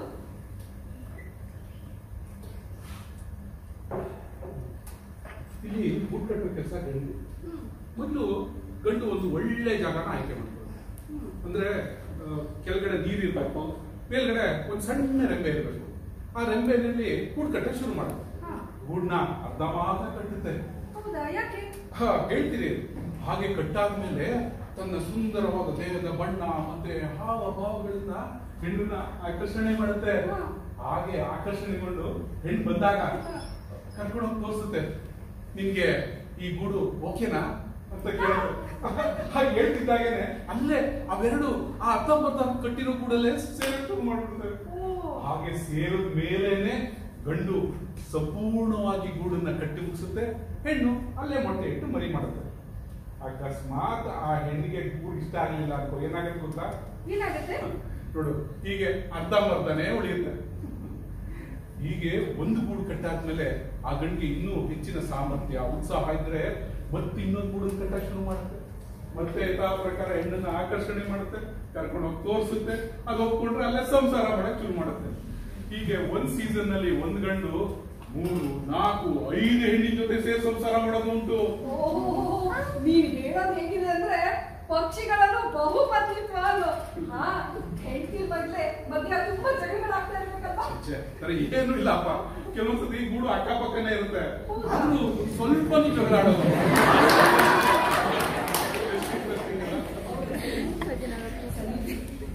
ಇಷ್ಟು ದಿನದ ಪರಿಶ್ರಮ ಮತ್ತು ಸಾರ್ಥಕವಾಗಿರುವುದು. ಆದಷ್ಟು ಬೇಗ ಇದನ್ನ ಒಂದು ಸಂಶೋಧನಾ ಲೇಖನ ಮಾಡು. ನಾನೇ ಅದನ್ನ ಟೈಪ್ ಮಾಡಿಕೊಡ್ತೀನಿ. ಕಳೆದ ವರ್ಷ ನಾನು ಜರ್ಮನಿಲಿ ಇದ್ದಾಗ ನನ್ನ ಗುರು ಡಾಕ್ಟರ್ ಸ್ಟ್ರೆಸ್ಮನ್ ಹೇಳ್ತಾ ಇದ್ರು, ನೀನು ಒಂದು ಪಕ್ಷಿನ ನೋಡಿದಾಗ ಬರೀ ಅದನ್ನ ಹೆಸರಿಂದ ಗುರ್ತಿಡಿಯೋದಲ್ಲ, ಅದು ಫೀಲ್ಡ್ ಅಲ್ಲಿ ಯಾವ ರೀತಿ ಬಿಹೇವ್ ಮಾಡುತ್ತೆ ಅನ್ನೋದನ್ನ ಬಹಳ ಸೂಕ್ಷ್ಮವಾಗಿ ಗಮನಿಸಿ ದಾಖಲು ಮಾಡ್ಕೋ. ಹಾಗೆ ಮಾಡ್ಕೊಂಡ ರೆಕಾರ್ಡ್ಸ್ ನ ಪದೇ ಪದೇ ಓದ್ತಾ ಯೋಚನೆ ಮಾಡ್ತಾ ಇದ್ರೆ ಎಷ್ಟೋ ಹೊಸ ಯೋಚನೆಗಳು ಬರುತ್ತೆ. ಆ ಹೊಸ ಯೋಚನೆಗಳೇ ಮುಂದೆ ಹೊಸ ಸಂಶೋಧನೆಗಳಿಗೆ ನಾಂದಿ ಆಡ್ಬೋದು ಅಂತ. ದೇವಿನ ಅವ್ರ ಮಾತನ್ನು ಪಾಲಿಸಿದ್ದಕ್ಕೆ ಸಿಕ್ಕ ಮೊದಲ ಸಕ್ಸಸ್. ಇದಕ್ಕೆಲ್ಲ ನಿನ್ನ ಸಹಕಾರ ಪ್ರೋತ್ಸಾಹನೇ ಕಾರಣ. ನಿನ್ನ ಹೆಂಡತಿಯಾಗಿ ಪಡೆದು ನಾನು ಎಷ್ಟು ಅದೃಷ್ಟ ಅಂತ. ಅದೆಲ್ಲ ಸರಿ ಸಲೀಂ.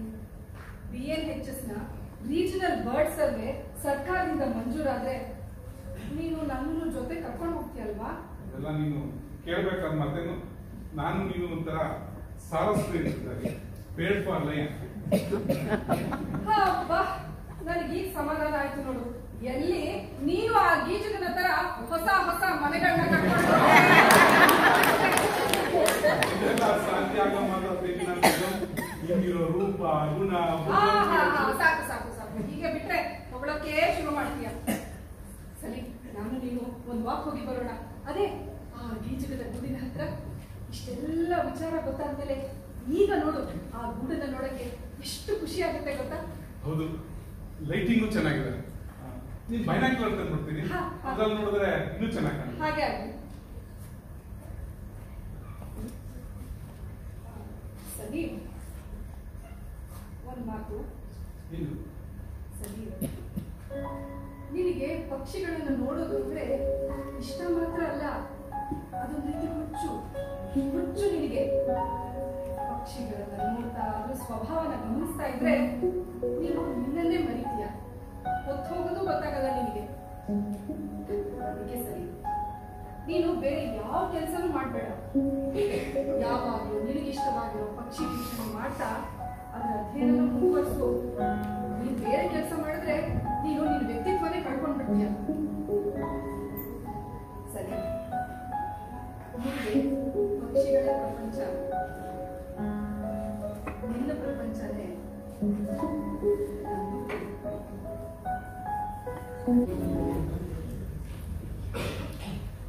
ಇದಾದ್ಮೇಲೆ ಸುಮಾರು 20 ವರ್ಷಗಳ ಕಾಲ ಹೈದರಾಬಾದ್, ಕೇರಳ, ಬಸ್ತರ್, ರಾಜಸ್ಥಾನ ಹೀಗೆ ಬೇರೆ ಬೇರೆ ರಾಜ್ಯಗಳನ್ನ ಸುತ್ತುತ್ತಾ ನೀವು ಪಕ್ಷಿಗಳ ನಡಾವಳಿಕೆಗಳನ್ನ ದಾಖಲೆ ಮಾಡ್ತಾ ಹೋದ್ರೆ ಆ ಸರ್ವೆಗಳೆಲ್ಲ ಆದರೆ ಪುಸ್ತಕ ಪ್ರಕಟ ಆಗೋದಕ್ಕೆ ಅವರು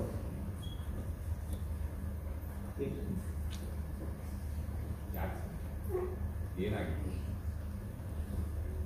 1939 ಜುಲೈ ತಿಂಗಳು ನಾನು ತೆರಳಿನ ಇಬ್ರು ಡೆಹ್ರಾಡೂನ್ನಲ್ಲಿ ಹತ್ರ ಒಂದು ಸಣ್ಣ ಪರೀಕ್ಷೆಗೆ ಅಂತ ಹೋದಾಗ ಅವರೊಂದು ಆಪರೇಷನ್ ಆಗಬೇಕು. ಕೂಡ ಬಹಳ ಉತ್ಸಾಹದಿಂದಲೇ ಆಪರೇಷನ್ ಮಾಡಿಸ್ಕೊಂಡು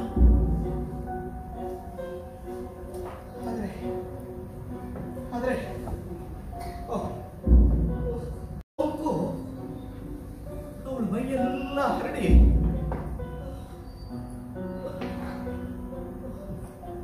ಅವಳು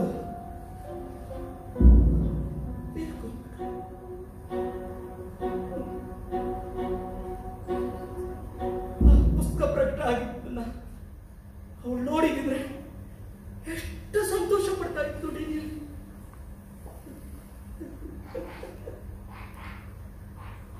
ಪಾಲು ಅದನ್ನ ಟೈಪ್ ಮಾಡೋರು ಕೂಡ ಸಮಾಧಾನ ಮಾಡ ಸಮಾಧಾನ ಮಾಡ.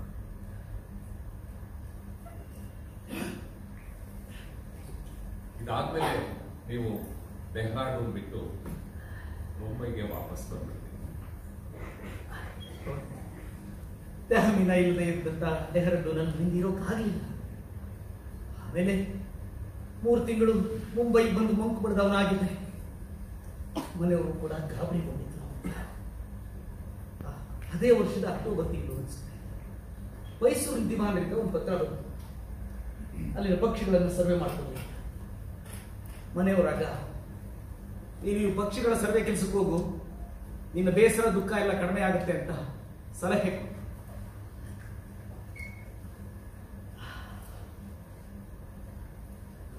ಅದೊಂದು ರೀತಿ ಒಳ್ಳೆಯದೇ ಆಯಿತು. ಹೌದು ಸರ್, ನನಗೂ ಹಾಗೆ ಅನ್ಸುತ್ತೆ. ಇದಾಗಿದ್ದು ಒಂಥರ ಒಳ್ಳೆಯದೇ ಆಯಿತು. ಇದಾದ್ಮೇಲೆ ನೀವು ನವೆಂಬರ್ ತಿಂಗಳಲ್ಲಿ ಅಂತ ಅನ್ಸುತ್ತೆ ಮೈಸೂರು ರಾಜ್ಯಕ್ಕೆ ಹೋದ್ರಿ. ಅಲ್ಲಿ ಬಿಳಿಗಿರಿ ರಂಗನ ಬೆಟ್ಟದಿಂದ ಕತ್ತಲೆ ಕಾನ್ವರೆಗೆ, ಸಿದ್ದಾಪುರದ ಕತ್ತಲೆ ಕಾನ್ವರೆಗೆ ಪಕ್ಷಿಗಳ ಸರ್ವೆ ಕಾರ್ಯ ನಡೆಸಿದ್ರಿ. ರಾಲ್ಫ್ ಮೋರಿಸ್ ದಂಪತಿಗಳು ಅಲ್ವಾ ಸರ್ ನಿಮ್ಗೆ ಆವಾಗ ತುಂಬಾ ಸಹಕಾರ ಕೊಟ್ಟವರು? ಹೌದು ಹೌದು. ರಾಲ್ಫ್ ಮೋರಿಸು ವೆರಿ ಗುಡ್ ನ್ಯಾಚುರಲಿಸ್ಟ್, ಮತ್ತೆ ನನಗೆ ಬಹಳ ಒಳ್ಳೆ ಸ್ನೇಹಿತ ಕೂಡ. ಹೆಂಡತಿ ಹೆದರ್ ಕೂಡ ತುಂಬಾ ಇಲ್ಲಿ ಚುರುಕಾಗಿ ಹೆಂಗಸು. ಈ ತಿರುವನಂತಪುರ ಸರ್ವೆಗೆ ಹೋಗೋದಕ್ಕೆ ಬದಲು ನಾನು ಬೆಂಗಿನ ಇಬ್ಬರು ಕೂಡ ಕೆಲವು ಕಾಲ ಹೋಗಿ ಅಲ್ಲಿ ಉಳಿದಿದ್ವಿ. ಒಳ್ಳೆ ಮನುಷ್ಯ. ರಾಲ್ಫ್ ಮೋರಿಸ್ ಅಂದ್ರೆ ಒಂದು ಎಕ್ಸ್ಪೀರಿಯನ್ಸ್ ಹತ್ರ ಹಂಚ್ಕೋಬೇಕು. ಹೇಳಿ ಸರ್, ಹೇಳಿ ಸರ್. ಈ 1953ನೇ ಇಸ್ವಿಯಲ್ಲಿ ಜಮ್ಮು ಮತ್ತೆ ಕಾಶ್ಮೀರ ಸರ್ಕಾರದವರು BNHS ಒಂದು ಪತ್ರ ಬರ್ತಿತ್ತು. 3-4 ಜನ ಪಕ್ಷಿ ತಜ್ಞರನ್ನ ಕಳಿಸ್ಕೊಡಿ, ಅಲ್ಲಿ ಅಳಿವಿನಂಚಿನಲ್ಲಿರುವಂತಹ ಪಕ್ಷಿಗಳ ಬಗ್ಗೆ ಒಂದು ವರದಿ ಬೇಕು ಅಂತ ಕೇಳಿದ್ರು. ನನಗಾದ ತಕ್ಷಣ ನೆನಪಾಗಿದ್ದು ರಾಲ್ಫ್ ಮೋರಿಸ್. ಹೇಳಿದ ಕೂಡಲೇ ಒಪ್ಕೊಂಡ್ಬಿಟ್ಟ ಅವನು. ಆದ್ರೆ ಅವನು ಸರ್ವೆಗೆ ಬರೋ ಹೊತ್ತಿಗೆ ಪಾಪ ಅವರ ಬೆನ್ನು ಮೂಳೆಯ ಹಾಳೆ, ಸ್ಲೀಪ್ ಡಿಸ್ಕ್ ಅಂತ, ಅದು ಜಾರ್ ಬಿಟ್ಟಿಯಲಾಗಿತ್ತು. ಅದು ಬಲಗಾಲಿನ ಒಂದು ನರದ ಮೇಲೆ ಒತ್ತಡ ಬಿದ್ದು ಬಹಳ ನೋವನ್ನು ಅನುಭವಿಸ್ತಾ ಇದ್ದ. ಭಾರಿ ಕಷ್ಟ ಸರ್ ಅದು. ಗೊತ್ತಲ್ಲ, ಜಮ್ಮು ಕಾಶ್ಮೀರ ಅಂತ ಹೇಳಿದ್ರೆ ಬೆಟ್ಟ ಗುಡ್ಡಗಳ ಪ್ರದೇಶ. ಹೌದು. ನಾವು ಸರ್ವೆಗೆ ಕುದುರೆನಲ್ಲೇ ಹೋಗ್ಬೇಕು. ಓಹೋ. ಮೋರಿಸು ಆ ನೋವಲ್ಲೇ ಕುದುರೆನೂ ಹತ್ಕೊಂಡ. ಕಿಲೋಮೀಟರ್ ಹೋಗಿರ್ಬೋದು ಡೆಲ್ಲಿಯಲ್ಲಿ. ಮೋರಿಸ್ ಕುಂತಿದ್ದಂತ ಕುದುರೆ ಒಂದು ಹಳ್ಳದಲ್ಲಿ ಕಾಲಿಟ್ಟು ಮುಗಿಸ್ತು. ರಾಲ್ಫ್ ಮೋರಿಸ್ ಅದ್ರ ಬೆನ್ನು ಮೇಲಿಂದ ಅನಾಮತ್ತ ಎದುರೆ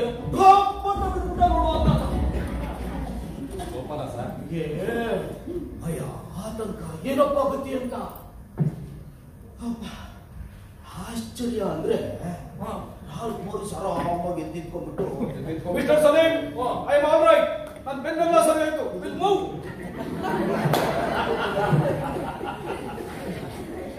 ಅಂದ್ರೆ ನೀವು ಹೇಳ್ತಾ ಇರೋದು ಯಾರು ಸ್ಲಿಪ್ ಡಿಸ್ಕ್ ಆಗಿದೆ ಅವ್ರನ್ನ ಕುದುರೆ ಹತ್ತಿಸ್ಬಿಟ್ಟು ಕಾಶ್ಮೀರಕ್ಕೆ ಹಾರಿಸ್ಬಿಟ್ರೆ ಆಗ್ಬೇಕಲ್ಲ ಸರ್? ಒಳ್ಳೆ ನಿಸರ್ಗನೇ ವೈದ್ಯದ ರೀತಿ ಕೆಲಸ ಮಾಡಿದೆ ಅಂತ ಅನ್ಸುತ್ತೆ ಸರ್. ಆ ರಾಲ್ಫ್ ಮೋರಿಸ್ ಎಂತ ಅದ್ಭುತವಾದ ಮನುಷ್ಯ ಸರ್. ಇಂಥ ಕೆಲಸ ಅವ್ರಿಗೆ ಗೊತ್ತಿಲ್ಲ ಅನ್ನಂಗಿಲ್ಲ ಸರ್. ಕೃಷಿಯ ಎಲ್ಲ ಕೆಲಸಗಳು ಗೊತ್ತಿತ್ತು. ಎಲೆಕ್ಟ್ರಿಷಿಯನ್, ಪ್ಲಂಬರು, ಆಮೇಲೆ ಯಾವ್ದಾದ್ರು ಗಿಡಗಳಿಗೆ ಏನಾದ್ರು ತೊಂದರೆ ಆಗಿದೆ ಅಂತ ಹೇಳಿದ್ರೆ ನಿಂತ ಜಾಗದಲ್ಲಿ ಔಷಧಿ ಹೇಳೋರು ಸರ್. ಆ ಬಿಳಿಗಿರಿ ಅಂತ ಬೆಟ್ಟದ ಕಾಡು ಎಂಥ ಸುಂದರವಾದಂತಹ ಎಲೆ ಉದುರುವಂತಹ ಕಾಡು ಸರ್. ಅಲ್ಲಿ ಅಯೋರಾದಿಂದ ಮಠಾಚ್ವರೆಗೆ ವೈವಿಧ್ಯಮಯವಾದಂತಹ ಪಕ್ಷಿಗಳ ತೋಟ. ಆದರೆ ವಿಪರೀತ ಆನೆಗಳ ಕಾಟ, ಎಲ್ಲ ಕಣ್ಣಾಗಿರ್ಬೇಕು. ಒಂದ್ ಸ್ವಲ್ಪ ಎಚ್ಚರ ತಪ್ಪಿದ್ರೋ ನಿಮ್ಮ ಖಾತೆ ಮುಗೀತು. ಗೊತ್ತಲ್ಲ ಸರ್, ಈ ಶ್ರೀರಂಗಪಟ್ಟಣದ ಹತ್ರ ಇರುವಂತ ರಂಗನ ತಿಟ್ಟು ಇದನ್ನ ಪಕ್ಷಿಧಾಮವನ್ನಾಗಿ ನೀವು ಹೇಳಿದ್ದಕ್ಕೆ ಮೈಸೂರು ಮಹಾರಾಜರು ಘೋಷಣೆ ಮಾಡಿರುತ್ತಲ್ಲ? ಹೌದು ಹೌದು. ಈ ದಕ್ಷಿಣ ಭಾರತದಲ್ಲಿ ಇದೆಲ್ಲ ಬಹಳ ಸರಳ ಮತ್ತು ಸುಲಭ ನೋಡುವುದಿಲ್ಲ. ನಿಜ ಸರ್. ಜನ ಕೂಡ ಬಹಳ ಒಳ್ಳೆಯವರು. ಮತ್ತೆ ಈಗಲೂ ಅಲ್ಲಿ ವಂಶಾಭಿವೃದ್ಧಿ ಬರ್ತಾವಲ್ಲ ಪಕ್ಷಿಗಳು, ಅದನ್ನ ರಕ್ಷಣೆ ಮಾಡ್ತಾರಂತ ನೋಡಿ ಈ ಅರಣ್ಯ ಇಲಾಖೆಯವರು. ನಿಜ ಸರ್. ಅಲ್ಲಿ ರಿವರ್ ಟರ್ನ್ ಅಂತ ಪಕ್ಷಿಗಳು ಮೊಟ್ಟೆ ಇಟ್ಟು ಮರಿ ಮಾಡೋದನ್ನ ನೋಡಬಹುದು. ಆ ಜಾಗಕ್ಕೆ ಸಂಬಂಧಪಟ್ಟ ಹಾಗೆ ಒಂದು ತಮಾಷೆ ವಿಷಯ ಇದೆ ಸರ್. ತಮಾಷೆ? ಅಲ್ಲೇನಪ್ಪ ಅಂತ ತಮಾಷೆ? ಈಗ ಅಲ್ಲಿ ಆ ದ್ವೀಪದ ಸುತ್ತ ಆ ದೋಣಿಯಲ್ಲಿ ಪ್ರವಾಸಿಗರನ್ನ ಕರ್ಕೊಂಡು ಹೋಗ್ತಾರಲ್ಲ, ಅವರು ಪ್ರವಾಸಿಗರನ್ನ ಆಕರ್ಷಣೆ ಮಾಡೋದಕ್ಕೆ ಒಂದು ಪುಟಾಣಿ ಸುಳ್ಳು ಹೇಳ್ತಾರೆ. ಸುಳ್ಳು ಹೇಳುವಂತದ್ದೇನಿದೆ ಅಲ್ಲಿ? ಈಗ ಬೇರೆ ಬೇರೆ ದೇಶಗಳಿಂದ ಬರ್ತವಲ್ಲ ಇವರು, ಅವುಗಳನ್ನ ತೋರಿಸ್ತಾರೆ. ನೋಡಿ, ಇದು ಈ ದೇಶದ ಪಕ್ಷಿ ಅಂತ ಹೇಳೋ ಜಾಗದಲ್ಲಿ ಇದು ಹಾಲೆಂಡು, ಜರ್ಮನಿ, ನೆದರ್ಲ್ಯಾಂಡು, ಜಪಾನು, ಹೀಗೆ ಬೇರೆ ಬೇರೆ ದೇಶಗಳಿಂದ ಪಕ್ಷಿಗಳು ಇಲ್ಲಿ ತನಕ 1000 ಕಿಲೋಮೀಟರ್ ಹಾರ್ಕೊಂಡು ಬಂದಿದ್ದಾವೆ. ಬಂದು ಇಲ್ಲಿ ಮೊಟ್ಟೆ ಇಟ್ಟು ಮರಿ ಮಾಡಿ ಜೊತೆಗೆ ಹೋಗ್ಬೇಕಾದ್ರೆ ತಮ್ಮ ಮರಿಗಳನ್ನ ಹಾರಿಸ್ಕೊಂಡು ಹೋಗ್ಬಿಡ್ತವೆ ಅಂತ ಹೇಳ್ತಾರಂತೆ. ನಮ್ಮ ಜನ ಪಾಪ ಬಂದರು, ಹೌದು ಹೌದಾ ಹೌದಾ ಬರುತ್ತೆ ಸರ್. ಅಷ್ಟೇ ಅಲ್ಲ, ನೀವು ಇವತ್ತು ಹೋಗಿದ್ರೆ ಈ ದೇಶ, ನಾಳೆ ಹೋದ್ರೆ ಇನ್ನು ಬೇರೆ ಬೇರೆ ದೇಶದ ಹೆಸರೆಲ್ಲ ಎಲ್ಲ ಮಾಮೂಲಿ ಇದೆ. ಕೆಲವು ಸಾರಿ ನಾವು ನ್ಯೂಸ್ ಪೇಪರ್ ಅಲ್ಲೇ ಹೀಗೆಲ್ಲ ಬರ್ಬಿಡ್ತಾರಲ್ಲ, ಇವೆಲ್ಲ ಯಾರು ಹೇಳಕ್ಕಾಗುತ್ತಯ್ಯ? ಪಕ್ಷಿಗಳು ವಂಶಾಭಿವೃದ್ಧಿ ಮಾಡೋದಕ್ಕೆ ಇಲ್ಲಿ ಬಂದಿದ್ದಾವೆ ಅಂದ್ರೆ ಅವು ಬೇರೆ ದೇಶದಿಂದ ವಲಸೆ ಬಂದಿರೋ ಪಕ್ಷಿಗಳಲ್ಲ, ಅವು ಇಲ್ಲಿನವೇ ಪಕ್ಷಿಗಳು ಅಂತ. ಮತ್ತೆ ಸಣ್ಣ ಸಣ್ಣ ಮರಿಗಳನ್ನ ಸಾವಿರಾರು ಮೈಲ್ ಗಟ್ಟಲೆ ಆರಿಸ್ಕೊಂಡು ಹೋಗೋಕ್ಕೂ ಆಗಲ್ಲ ಅನ್ನೋಂಥದ್ದು ಒಂದು ಕಾಮನ್ ಸೆನ್ಸ್ ಅಂತ ಅಲ್ವಾ ಸರ್? ಸರ್, ಪಕ್ಷಿಧಾಮ ಮಾಡೋದಲ್ಲ ಆ ಕಾಲದಲ್ಲಿ ನಿಮ್ಮ ಮಾತು ಬಹಳನೇ ನಡೀತಿತ್ತಲ್ವ ಸರ್? ನಮ್ಮ ಭ್ರಮೆ ಅಷ್ಟೇ. ಯಾಕೆ? ನಿನಗೆ ಗೊತ್ತಲ್ಲ 1963 ಏನಾಯ್ತು ಅಂತ.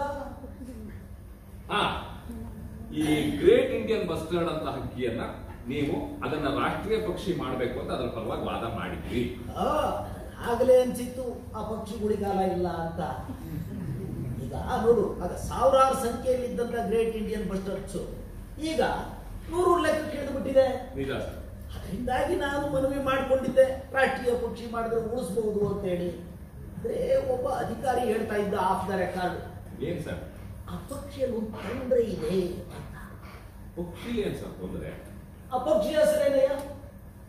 Great Indian bustard. ಅದನ್ನ ಬರೆಯುವಾಗ ಸ್ಪೆಲ್ಲಿಂಗ್ ಅಲ್ಲಿ ಒಂದು ಸಣ್ಣ ತಪ್ಪಾದ್ರು, ಹೇಳುವಾಗ ಉಚ್ಚಾರಣೆ ಸ್ವಲ್ಪ ವ್ಯತ್ಯಾಸ ಆದ್ರೂ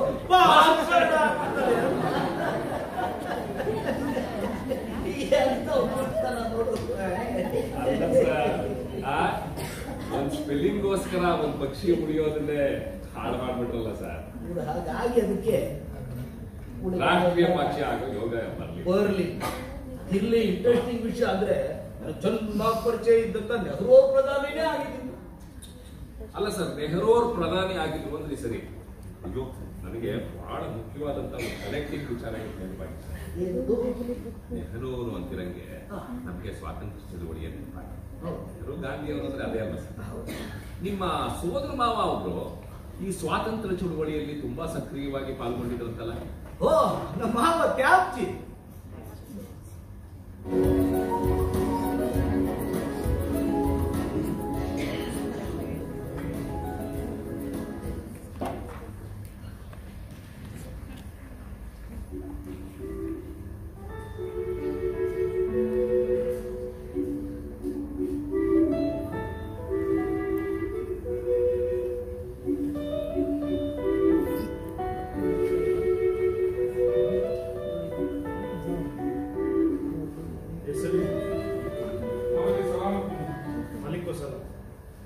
ಊಟ ಮಾಡಿದೇನೋ?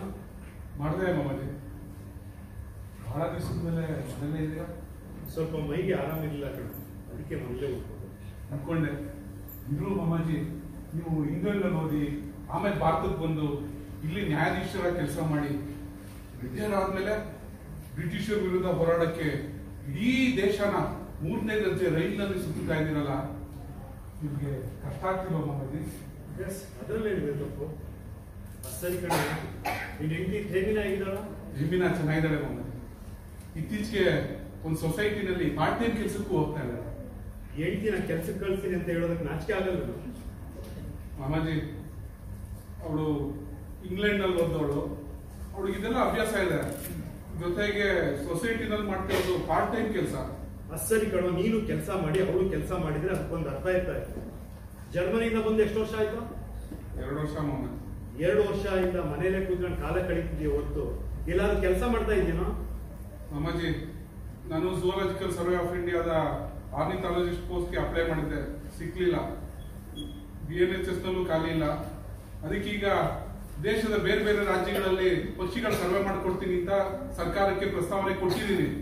ಆದ್ರೆ ಅವರಿಂದ ಇನ್ನೂ ಏನು ಪ್ರತಿಕ್ರಿಯೆ ಬಂದಿಲ್ಲ. ಅದೀ ಕಾಲಕ್ಕೆ ಬರಲ್ಲ ಬಿಡೋ. ತಪ್ಪು ನಂದು, ನಿನಗೆ ಗನ್ ಕೊಟ್ನಲ್ಲ ಅಹಮಿರುದ್ದಿಂದು ಒಂದು ತಿಳಿತಾರೆ. ಅನಾಥ ಮಗು ಅಂತ ನಿನ್ನ ಬಹಳ ಪ್ರೀತಿಯಿಂದ ಸಾಕು. ನೀನ್ ಹೇಳ್ದಂಗೆಲ್ಲ ಕೇಳುದು. ಏನಾಯ್ತು ಇದರಿಂದ ಪ್ರಯೋಜನ? ಪಕ್ಷಿ ವೀಕ್ಷಣೆ ಮಾಡ್ತೀನಿ, ಪಕ್ಷಿಗಳ ಬಗ್ಗೆ ಅಧ್ಯಯನ ಮಾಡ್ತೀನಿ ಅಂತ ಪಕ್ಷಿಗಳನ್ನ ಬೇಟೆಯಾಡೋ ಚಟ ಬೆಳೆಸ್ಕೊಂಡ್ಬಿಟ್ಟಿದ್ಯಾ. ಪ್ರಾಮಾಣಿಕವಾಗಿ ದುಡ್ಡು ತಿನ್ನೋದಕ್ಕೆ ಏನು ಕಾಯಿಲೆ ನಿನ್ಗೆ? ಮಾಮಾಜಿ, ನನ್ನನ್ನ ಈ ಫೀಲ್ಡ್ ಅಲ್ಲಿ ತುಂಬಾ ಜನ ಗುರುತಿಸ್ತಾ ಇದ್ದಾರೆ. ಬಹಳ ಒಳ್ಳೆ ಕೆಲಸ ಮಾಡ್ತೀನಿ ಅಂತ ಗೌರವ ಕೊಡ್ತಾ ಇದ್ದಾರೆ.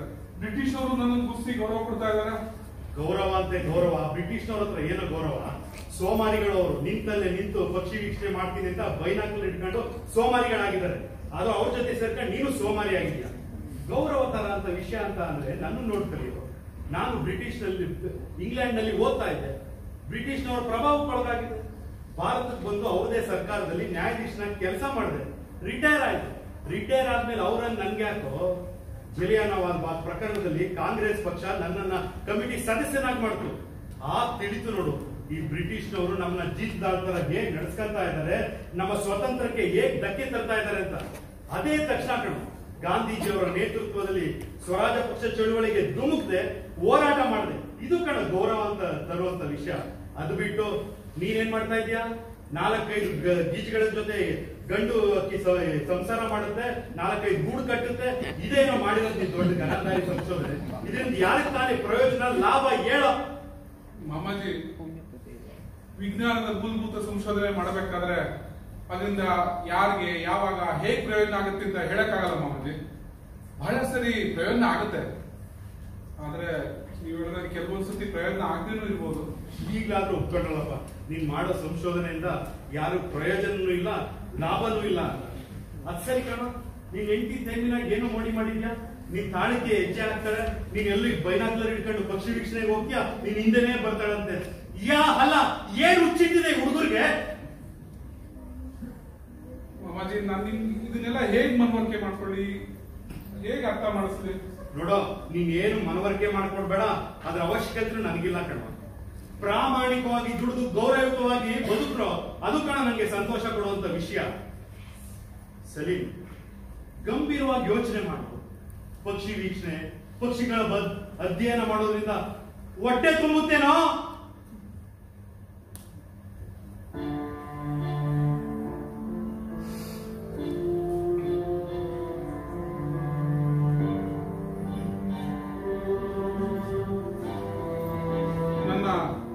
ತುಂಬಾ ಜನ ಹೀಗೆ ಪ್ರಶ್ನೆ ಕೇಳ್ತಾರೆ. ಆದ್ರೆ ಹೊಟ್ಟೆ ತುಂಬಿಸ್ಕೊಡೋದೊಂದೇ ಜೀವನದ ಉದ್ದೇಶ ಆಗ್ಬಾರ್ದಲ್ವಾ?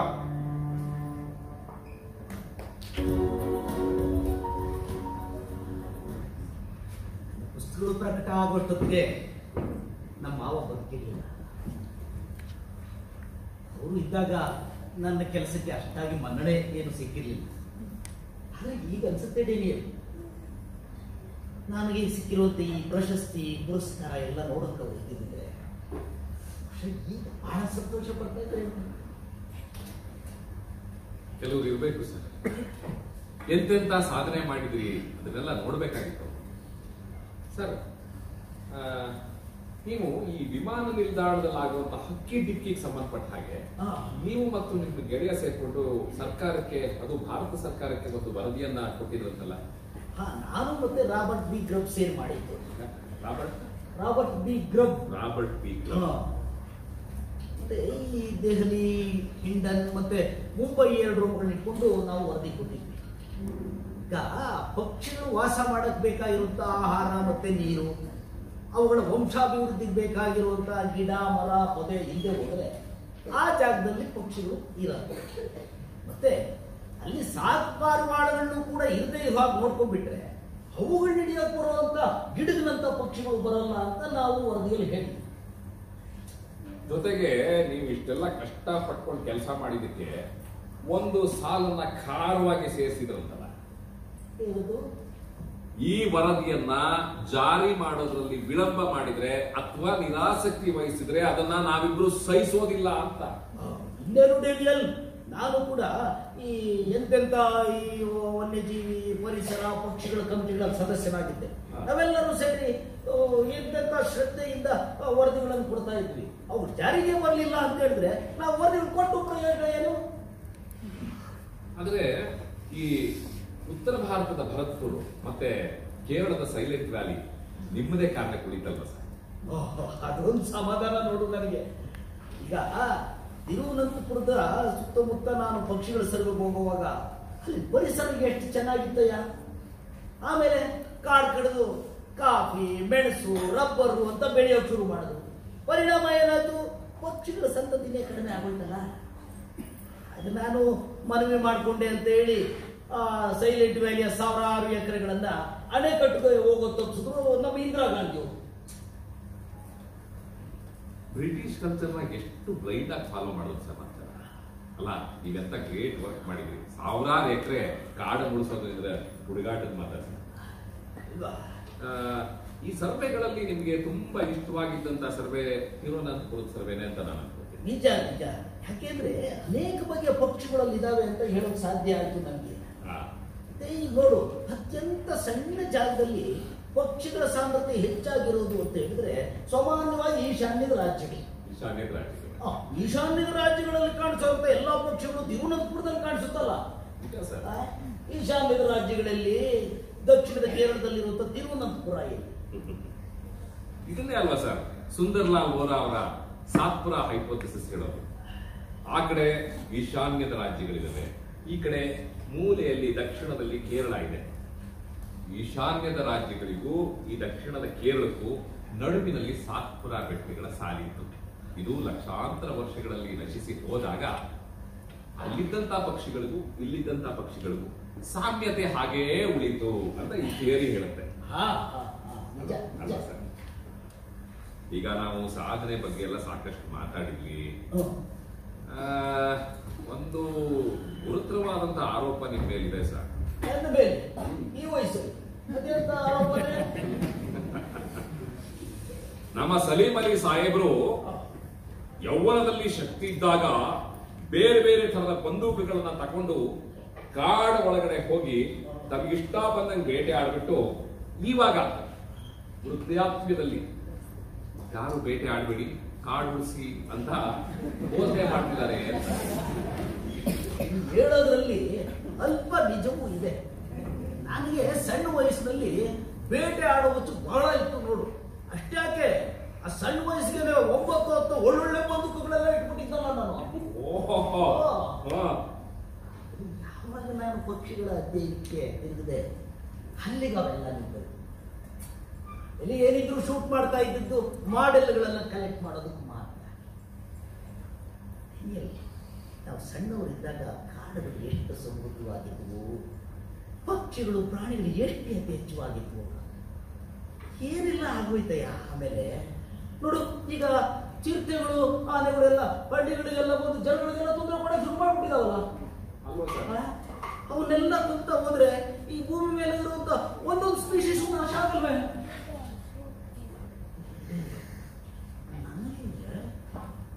ಪ್ರಾಣಿ ಪಕ್ಷಿಗಳನ್ನ ಬೇಟೆ ಆಡೋ ಹುಚ್ಚಿತ್ತಲ್ಲ, ಅದೇ ನನ್ನನ್ನು ಏನು ತನಕ ಕರ್ಕೊಂಡ್ಬಿಡ್ತಿಲ್ಲ. ಅಲ್ಲ ಸರ್, ನನಗೆ ನೀವು ಈ ಘಟನೆ ಹೇಳ್ತಿರೋ ಹಾಗೆ ಇನ್ನೊಂದು ಘಟನೆ ನೆನಪಾಗುತ್ತೆ. ನಮ್ಮ ರಾಜ ಮಹಾರಾಜರುಗಳನ್ನ ಅವಾಗ ಬೇರೆ ಬೇರೆ ಪ್ರಾಣಿಗಳು, ಹುಲಿ ಇಂಥದ್ದೆಲ್ಲ ನಮ್ಗೆ ತೊಂದರೆ ಕೊಡ್ತಿದೆ ಅಂತ ಜನಗಳು ಹೋಗಿ ಹೇಳೋರು ಮಹಾರಾಜರು. ಅವ್ರೇನ್ ಮಾಡೋರು, ಬಂದೂಕ ತಗೊಂಡು ಹೋಗಿ ಆ ಹುಲಿಗಳ ಬೇಟೆ ಆಡೋರು. ನಿಮ್ ತರ ಬುದ್ಧಿ ಬಂದಿದ್ರೆ ಒಳ್ಳೇದಿತ್ತು. ಅವರು ಅದನ್ನೇ ಚಟ ಮಾಡಿಕೊಂಡು ಬೇಟೆ ಚಟವಾಗಿ ಮುಂದುವರಿಸ್ಕೊಂಡ್ರು. ಮಧ್ಯಪ್ರದೇಶದ ಒಬ್ಬ ಮಹಾರಾಜ ಈ ಬೇಟೆ ಚಟದಲ್ಲಿ ಸುಮಾರು ಎಷ್ಟು ಹುಲಿಗಳನ್ನ ಕೊಂದಿರ್ಬೋದು ಹೇಳಿ ಸರ್? 1140 ಹುಲಿಗಳನ್ನ ಕೊಂದಿದ್ದಾನಂತೆ ಸರ್. ಅಯೋಗ್ಯ ಅಯೋಗ್ಯ. ಅಷ್ಟೇ ಅಲ್ಲ ಸರ್, ಅವನ ತಮ್ಮ ಒಬ್ಬ ಆಧುನಿಕ ಜೀಪ್ ನಲ್ಲಿ ಅದಕ್ಕೊಂದು ಹೆಡ್ಲೈಟ್ ಅಳವಡಿಸಿಕೊಂಡು ಏಕಾಏಕಿ ಕಾಡಿನ ಒಳಗಡೆ ನುಗ್ಗಿದ್ನಂತೆ. ನುಗ್ಗಿ ಅಲ್ಲಿ ಉಳಿದಂತಹ 3 ಚೀತಾಗಳನ್ನ ಗನ್ ತಗೊಂಡು ಠಾಮ್ ಅಂತ ಹೊಡೆದು ಭಾರತದಲ್ಲಿ ಇದ್ದಂತ ಕಡೆಯ 3 ಚೀತಾಗಳನ್ನ ಮುಗಿಸ್ಬಿಟ್ಟು ಮಹಾ ಮನೆ ಆಳ ಅವನು. ಏನಾದರೂ ಆಗಲಿ ಈಗೆಲ್ಲ ಅದನ್ನ ಇದ್ದಿದೆ ಅಂತ ಅನ್ಕೊಳ್ತೀನಿ. ಯಾಕೆ ಅಂತ ಹೇಳಿದ್ರೆ ಭಾರತದಲ್ಲಿ ಹುಲಿಗಳ ಸಂಖ್ಯೆನೂ ಕೂಡ ಜಾಸ್ತಿ ಆಗ್ತಾ ಇದೆ. ಮತ್ತೆ ಜನಕ್ಕೆ ಈ ಅಭಿವೃದ್ಧಿಯ ನಾಗಾಲೋಟದ ಬಗ್ಗೆ ಬೇಸರ ಬಂದಿದೆ. ಪರಿಸರದ ಪ್ರಜ್ಞೆಯನ್ನು ಮೂಡ್ತಾ ಇದೆ. ನಿಜ ಸರ್. ಇನ್ನೂ ಒಂದು ತುಂಬಾ ಖಾಸಗಿಯಾದಂತ ವಿಚಾರ ಕೇಳ್ತೀವಿ, ಪರವಾಗಿಲ್ವಾ? ಕೇಳು. ಈ ಬಗ್ಗೆ ಏನೋ ಒಂದು ಗಾಸಿಪ್ ಹೊಡೆದಾಡ್ತಾ ಇತ್ತು. ಗಾಸಿಪ್ ಈ ವಯಸ್ಸಲ್ಲಿ ಯಾರೋ ಒಬ್ಳು ಗೆಳತಿ ಇಲ್ಲಂತಲ್ಲ ಸರ್? ಗೆಳತಿ ಇಲ್ಲ ನಿಜ. ಆದ್ರೆ ಅದು ಕಾಸಿಪ್ಪಲ್ಲ. ಎರಡು ದಿನ ತೀರ್ಕೊಂಡ್ಮೇಲೆ ಪರಿಚಯ ಆಗಿದ್ದೆ. ಯಾಕೆ ಮದುವೆ ಆಗೋ ತನಕ ನಮ್ಮ ಮಾತುಕತೆ ಹೋಗಿತ್ತಲ್ಲ. ಇದೆಲ್ಲ ನನ್ನ ಆತ್ಮಚರಿತ್ರೆಯಲ್ಲಿ ಸ್ಪಷ್ಟವಾಗಿ ಬರೆದು ಬಿಟ್ಟಿದ್ದೀನಲ್ಲ.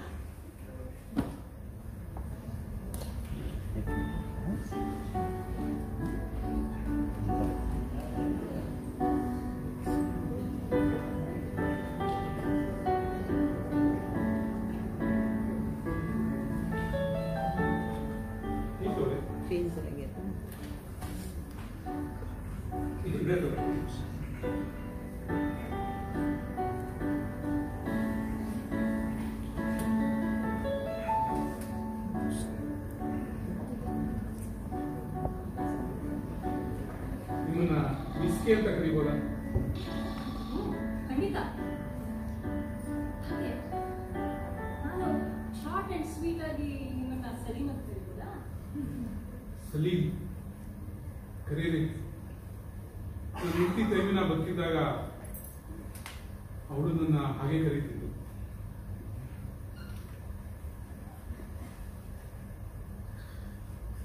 ಟೀ ಬಹಳ ಅದ್ಭುತವಾಗಿ ಮಾಡಿದ್ದೀರಾ. ಗಂಡಸರು ಇಷ್ಟು ಚೆನ್ನಾಗಿ ಟೀ ಮಾಡ್ತಾರೆ ಅಂತಾನೆ ಗೊತ್ತಿರ್ಲಿಲ್ಲ. ಹೌದಾ? ನಿಮ್ಗೆ ಅಷ್ಟೊಂದು ಇಷ್ಟ ಆಯ್ತಾ?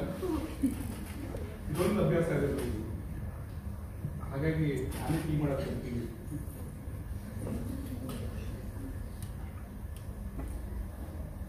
ಮನೆ ತುಂಬಾ ಚೆನ್ನಾಗಿದೆಯಲ್ಲ. ಇಷ್ಟು ದೊಡ್ಡ ಮನೆಯಲ್ಲಿ ನೀವು ಒಬ್ಬರೇ ಇರ್ತೀರಾ? ಇದು ನನ್ನ ಮನೆ ಅಲ್ಲ. ಇಲ್ಲಿ ನಮ್ಮ ಅಕ್ಕ ಬಾವ ಮತ್ತೆ ಮಕ್ಳು ಇರ್ತಾರೆ.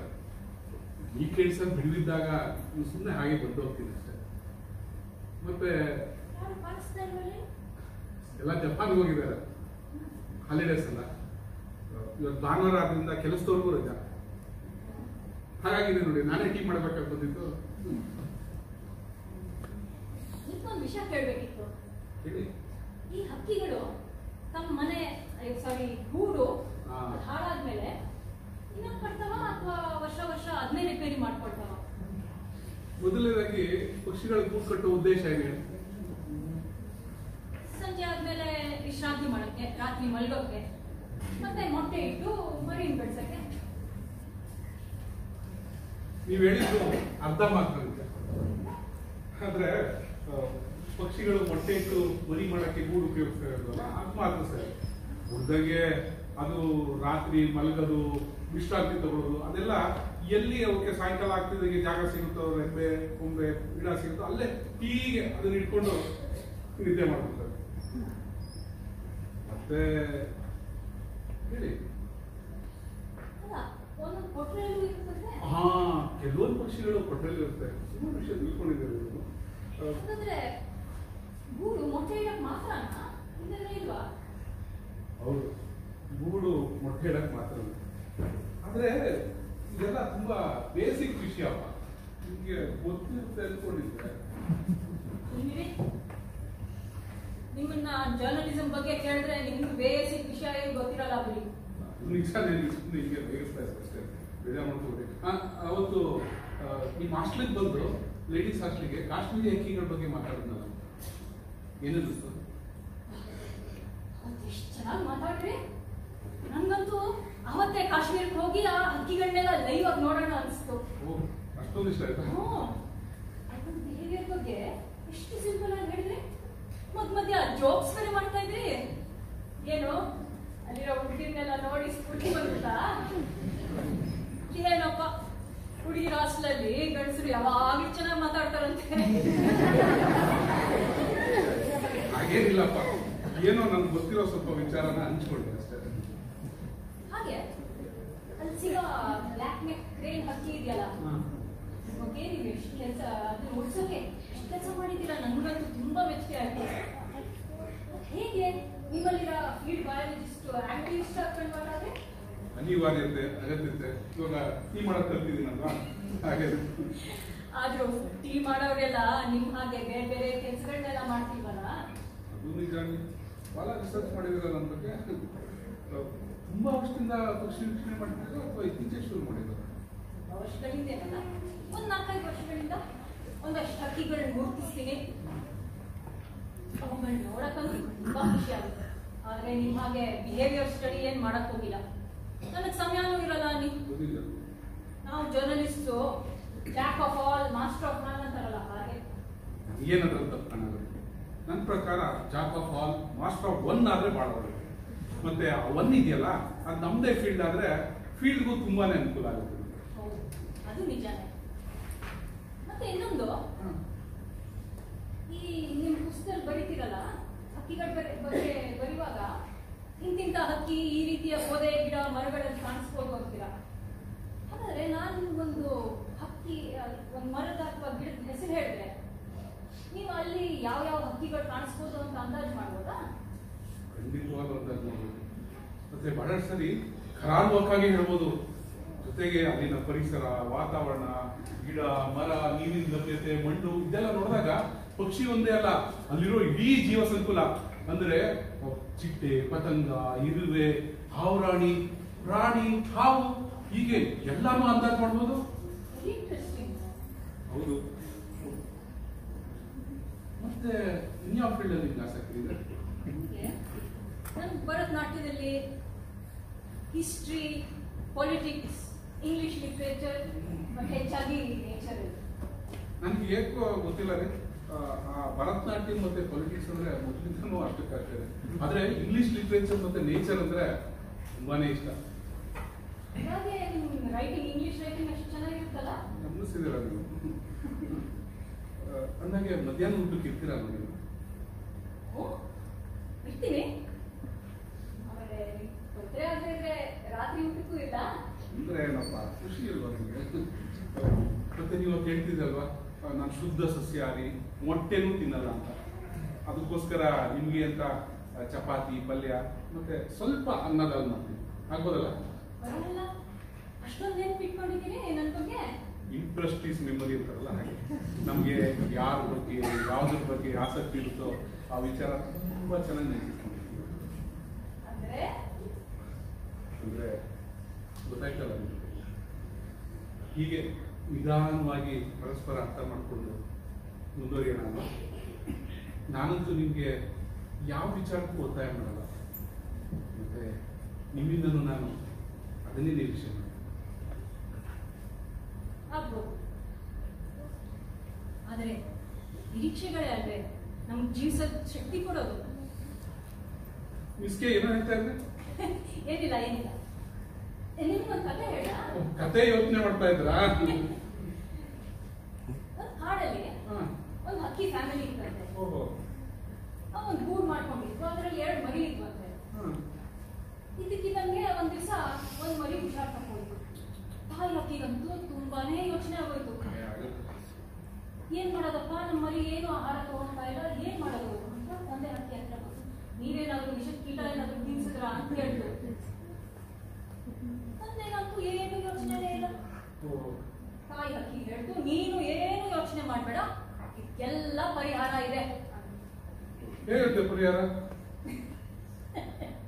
ಸಲೀಂ ಅಲಿ ಅವರ ಬುಕ್ ಆಫ್ ಇಂಡಿಯನ್ ಬರ್ಡ್ಸ್ ಇದೆಯಲ್ಲ, ಅದನ್ನ ತೆಗೆದು ನೋಡಿದ್ರೆ ಎಲ್ಲ ಗೊತ್ತಾಗುತ್ತೆ. ಇದು ಚೆನ್ನಾಗಿ ತಮಾಷೆ ಮಾಡ್ತೀರ.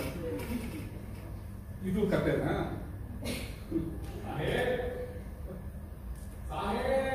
ಬಂದೆ ನೋಡಿ, ಭಾನುವಾರನು ಕೆಲಸದವ್ರು ಬಂದಿದ್ದಾರೆ. ಇವತ್ತೇ ಬರ್ಬೇಕು ಅವರು. ನಾನು ಹೋಗಿ ಅವ್ರಿಗೆ ಬೇಗ ಕೆಲಸ ಹೇಳ್ಕೊಂಡ್ಬಿಡ್ತೀನಿ.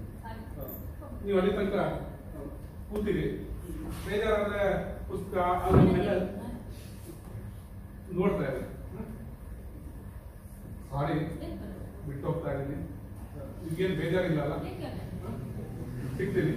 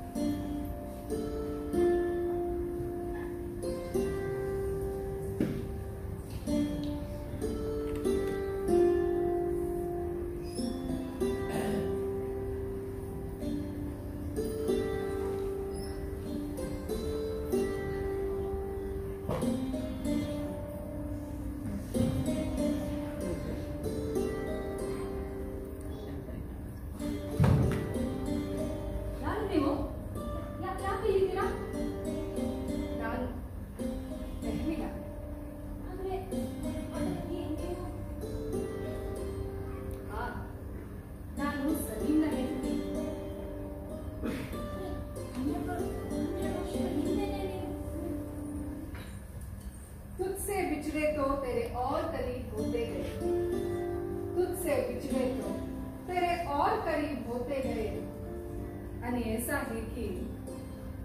ऐसा है कि हम जाते हुए आए ಆದ್ರೆ ನಾನು ಇನ್ನು ಸಲೀಂ ಮನಸ್ಸಿನಲ್ಲಿ ಇದ್ದಿಲ್ಲಲ್ಲ. ನಿಜ ಹೇಳು, ನಿನ್ ಮನಸ್ಸಲ್ಲೂ ಇದ್ದೀನಿ ತಾನೆ? ಇಲ್ಲ ಇಲ್ಲ,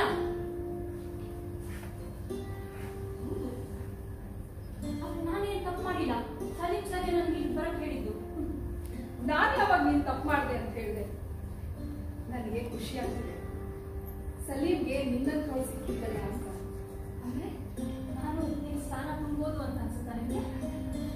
ನೀನ್ ಯಾಕೆ ನನ್ನ ಸ್ಥಾನ ತುಂಬಬೇಕು? ಹಾಗೆ ನೋಡಿದ್ರೆ ಯಾರು ಯಾರ ಸ್ಥಾನನೂ ತುಂಬಾರು. ಖುಷಿ ಆಗ್ತಿದೆ ಅಂದ್ರೆ ಹಾ, ನಾನು ನೀನು ಸಲೀಂ ಮಾತಾಡ್ತಾ ಇದ್ದನ್ನ ಕೇಳಿಸ್ಕೊಂಡೆ. ನಿನಗೆ ಬೇರೆ ಬೇರೆ ಕ್ಷೇತ್ರದಲ್ಲಿ ಆಸಕ್ತಿ ಕೇಳಿ ನನಗೆ ತುಂಬಾ ಖುಷಿ ಆಯ್ತು. ನನಗೆ ತುಂಬಾ ಖುಷಿ ಆಗ್ತಿದೆ ಏನ್ ಗೊತ್ತಾ? ಏನು? ಶಾಯರಿ. ನಾನು ಸಲೀಂ ಡೆಹ್ರಾಡೂನ್ನಲ್ಲಿದ್ದಾಗ ಮುಷಾಯರ ಅಂದ್ರೆ ಉರ್ದು ಕವಿಗೋಷ್ಠಿಗಳಿಗೆ ಹೋಗ್ತಾ ಇದ್ವಿ. ಅಲ್ಲ ನನಗೆ ಶಾಯರಿಗಳಲ್ಲಿ ಆಸಕ್ತಿ ಇತ್ತು ಅಂತಾನೆ ಸಲೀಂ ನನ್ನ ಜೊತೆ ಬರ್ತಾ ಇದ್ದ. ಆದ್ರೆ ಶಾಯರಿಯಲ್ಲಿ ಆಸಕ್ತಿ ಇಲ್ವಲ್ಲ? ಅಯ್ಯೋ ಹುಚ್ಚಿ, ನೀನ್ ಯಾಕೆ ನನ್ನ ನಕಲು ಮಾಡಕ್ ಹೋಗ್ತೀಯ? ಅವನು ಇಷ್ಟಪಡ್ತಾ ಇರೋದು ನಿನ್ನಲ್ಲಿರೋ ತಿಳುವಳಿಕೆ, ಅದಕ್ಕೆ ನೀನ್ ಹಾಕಿರೋ ಪರಿಶ್ರಮ, ನಿನ್ನ ಜೀವನ ಶಕ್ತಿಯನ್ನ ನೋಡಿ. ಅಂದ್ರೆ ನಿನ್ನ ನೇರ ನಡವಳಿಕೆ ಮತ್ತು ಧೈರ್ಯವನ್ನ ನೋಡಿ. ಸಲೀಂಗೆ ನಿನ್ನ ಸಹವಾಸದಿಂದ ಖುಷಿ ಸಿಕ್ಕಿದೆ, ಅವನಿಗೆ ಕೆಲಸ ಮಾಡೋಕೆ ಸ್ಫೂರ್ತಿ ಸಿಕ್ಕಿದೆ ಅಂದ್ರೆ ನನ್ಗೆ ಅದಕ್ಕಿಂತ ಖುಷಿ ವಿಚಾರ ಇನ್ನೇನಿದೆ ಹೇಳು? ಆದ್ರೆ ನನ್ ಪೂರ್ಣ ಪ್ರಮಾಣದಲ್ಲಿ ಸಲೀಂ ಜೊತೆ ಇರಕ್ಕಾಗಲ್ಲ ಅಂದ್ರೆ ಅವ್ರಿಗೆ ತೊಂದರೆ ಕೊಡಕ್ ಹೋಗಲ್ಲ, ದೂರ ಇದ್ಬಿಡ್ತೀನಿ. ಸಲೀಂ ತುಂಬಾ ಪ್ರಾಕ್ಟಿಕಲ್ ಮನುಷ್ಯ. ಅವನು ಬೇರೆಯವ್ರಿಗೆ ತೊಂದರೆ ಕೊಡೋನಲ್ಲ. ಬೇರೆಯವರು ಅವನ ಜೊತೆ ಆರಾಮಾಗಿ ಇಲ್ಲ ಅಂದ್ರೆ ಬಹಳ ಬೇಗ ದೂರ ಆಗ್ಬಿಡ್ತಾನೆ ಅವರಿಂದ. ಸಮಾಧಾನ ಆಯ್ತು. ನನ್ ಕಷ್ಟ ಆದಾಗ ಸಲಹೆ ಬೇಕಾದಾಗ ಹೀಗೆ ಬರ್ತಿರ್ತೀರಲ್ಲ, ನನ್ ಜೊತೆ ಇರ್ತೀರಲ್ಲ. ಖಂಡಿತ ಸಲೀಂಗೆ ಸಿಗೋದು ನೆನೆಸ್ಕೊಂಡಾಗ ಕನಸಿನಲ್ಲಿ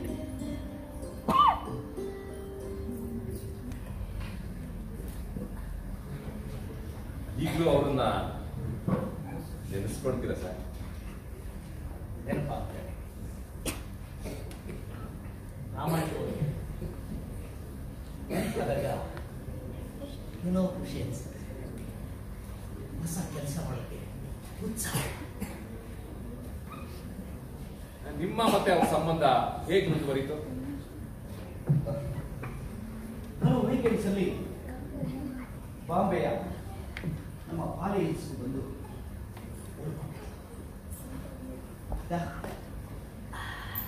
ಪರಸ್ಪರ ಅರ್ಥ ಮಾಡ್ಕೊಳ್ಳೋದಕ್ಕೆ ಪ್ರಯತ್ನ ಪಡ್ತಾ ಇದ್ದೆ. ಏನೋ ಒಂದು ಆಕರ್ಷಣೆ ನೋಡುದು ಅವ್ರ ಜೊತೆ. ವಸ್ತರ್ನ ಸರ್ವೆಗೂ ನಮ್ಮ ಜೊತೆ ಇತ್ತು. ಹಾಗಂತೂ ಮಾತಾಡ್ಕೊಳ್ಳೋಕೆ ಬಹಳ ಸಮಯ ಸಿಕ್ಕಿದೆ. ಲೋಕ ಅಂತ ಇದ್ದ ನನ್ನ ಸಿಂಗಾಪುರ್ ಸ್ನೇಹಿತ, ಅವನಂತೂ ಎಷ್ಟು ಖುಷಿ ಪಟ್ಟಿದ್ದ ಅಂತ ಹೇಳಿದ್ರೆ, ನನಗೆ ಇನ್ನೊಬ್ಬ ಸಂಗಾತಿ ಸಿಗ್ತಾ ಇದ್ದಾಳೆ, ನನ್ನ ಹೊಟ್ಟಿತನ ಕಳೀತಾ ಇದೆ ಅಂತ ಹೇಳಿ ಗೆಳೆಯರ ಹತ್ರ ಎಲ್ಲ ಹೇಳ್ಕೊಡ್ತಾ ಇದ್ದ ಅವನು. ನಮ್ಮ ಸಲೀಂ ಸಾಹೇಬರಿಗೆ ಸಂಗಾತಿಯೊಬ್ಬಳು ಸಿಗ್ತಾ ಇದ್ದಾಳೆ. ಖುಷಿ. ನಿಜವಾದ ಆತ್ಮೀಯ ಸ್ನೇಹಿತರು ಅಂದ್ರೆ ಅದೇ ಸರ್. ಅವರು ನಮ್ಮ ಖುಷಿಗಳನ್ನ ಅವ್ರ ಖುಷಿಗಳು ಅಂತ ಭಾರಿ ಖುಷಿ ಪಡ್ತಾರೆ. ಬಹಳಷ್ಟು ಕಾಲಕ್ಕೆ ಭೇಟಿ ಹಾಗೇ ನಿಂತೋಗ್ಬಿಡ್ತು ಸರ್. ಲೋಕವಾಂತ ವಿಷಯ ಈಗ ತಾನೇ ನೆನಪು ಮಾಡ್ಬೋದು. ಅವ್ರ ಬಗ್ಗೆ ಸ್ವಲ್ಪ ಹೇಳಿ ಸರ್. ಹಾಗೆ ಕ್ವಾಂತನಂತೂ ನಾನು ನೆನಪಿಸಿಕೊಳ್ಳದೆ ಇರುವಂತಹ ದಿನವೇ ಇಲ್ಲ ನೋಡುವುದೇನೆ. ಅವರು ಸಿಂಗಾಪುರ್ನ ಶ್ರೀಮಂತ ಬಿಸ್ನೆಸ್ ಮನ್ ಒಬ್ಬರ ಮಗ. ಅನೇಕ ಸರ್ವೆಗಳಲ್ಲಿ ನನ್ನ ಜೊತೆಯಲ್ಲಿದ್ದರು. ಒಮ್ಮೆ ಈ ಬಸ್ತರ್ನ ಸರ್ವೆಗೆ ಹೋಗಿದ್ದಾಗ ನಮ್ಮ ವ್ಯಾನ್ ಕೆಟ್ಟು ಬಹಳಷ್ಟು ದೂರ ನಾವೆಲ್ಲರೂ ಸೇರಿ ತಳ್ಕೊಂಡು ಹೋಗ್ಬೇಕಾಯ್ತು ನೋಡು ವ್ಯಾನ್ನ. ಕಾಡಲ್ಲಿ? ಕಾಡಿನ ದ್ವಾರದ ರಸ್ತೆಗಳಲ್ಲಿ. ಕಷ್ಟ ಸರ್. ಈ ಸರ್ವೆ ಮುಗಿಸ್ಕೊಂಡು ಊರಿಗೆ ಹೋಗೋದು ನನಗೊಂದು ಪತ್ರ. ಮಿಸ್ಟರ್ ಸಲೀಂ, ನಿನ್ನ ಪಕ್ಷಿಗಳ ಸರ್ವೆಗೆ ಬೇಕಾಗಿರುವಂತಹ ಒಂದು ಹೊಸ ವ್ಯಾನ್ ಅನ್ನು ತಗೋ. ತಿಳಿಸಿದಲ್ಲಿ ನಾನು ಹಣ ಕಳಿಸುತ್ತೇನೆ. ನಿನಗೆ ಗೊತ್ತಲ್ಲ, ನಾನು ಕೆಲಸದ ಬಿಸಿ ಒಳಗಡೆ ಈ ಅಧ್ಯಯನ ವೀಕ್ಷಣೆ ಅನ್ಕೊಂಡು ಮರ್ತು. ಕೆಲವು ದಿನಗಳಲ್ಲಿ ಒಂದು ಪತ್ರ ಬಂತು. ಏನಂತ? ಸಲೀಂ, ನಿನ್ನ ಸ್ವಭಾವ ಏನು ಅಂತ ನನಗೆ ಚೆನ್ನಾಗಿ ಗೊತ್ತು. ನೀನು ಹಣಕಾಸು ಖರ್ಚು ಮಾಡೋದ್ರಲ್ಲಿ ಬಹಳ ಜಿಪುಣ ಇದೆಯಾ. ಆದ್ರಿಂದಾಗಿ ಈ ಪತ್ರದ ಜೊತೆಯಲ್ಲಿ ಒಂದು ಖಾಲಿ ಚೆಕ್ ಅನ್ನ ಸಹಿ ಮಾಡಿದ್ದು ಕಳಿಸ್ತಾ ಇದ್ದೇನೆ. ಹೊಸ ವ್ಯಾನ್ ಅನ್ನ ಪರ್ಚೇಸ್ ಮಾಡಿ ತಿಳಿಸು ಅಂತ. ಖಾಲಿ ಚೆಕ್ ಕೂಡ ಕಳಿಸಿದ್ರೆ ಯಾಕೆ ಸಹಿ ಮಾಡಿ? ಅಷ್ಟೊಂದು ನಂಬಿಕೆ ವಿಶ್ವಾಸ. ಅಂದ್ರೆ ಏನೋ ಪ್ರೀತಿ, ವಿಶ್ವಾಸ. Sir, good morning. ಓಹೋ, ಗುಡ್ ಮಾರ್ನಿಂಗ್. ಸರ್, ಇವಾಗ ಸಜೆಸ್ಟ್ ಮಾಡಿ ಕರೆಕ್ಷನ್ ಮಾಡಿ ತಂದಿದ್ದೀನಿ. ಹಾ, ಆದ್ರೆ ಮತ್ತೆ ಫೀಲ್ಡ್ ವಿಸಿಟ್ ಮಾಡಿ ಕನ್ಫರ್ಮ್ ಮಾಡು ಅಂತ ಬರ್ತಿದ್ದೀರಾ?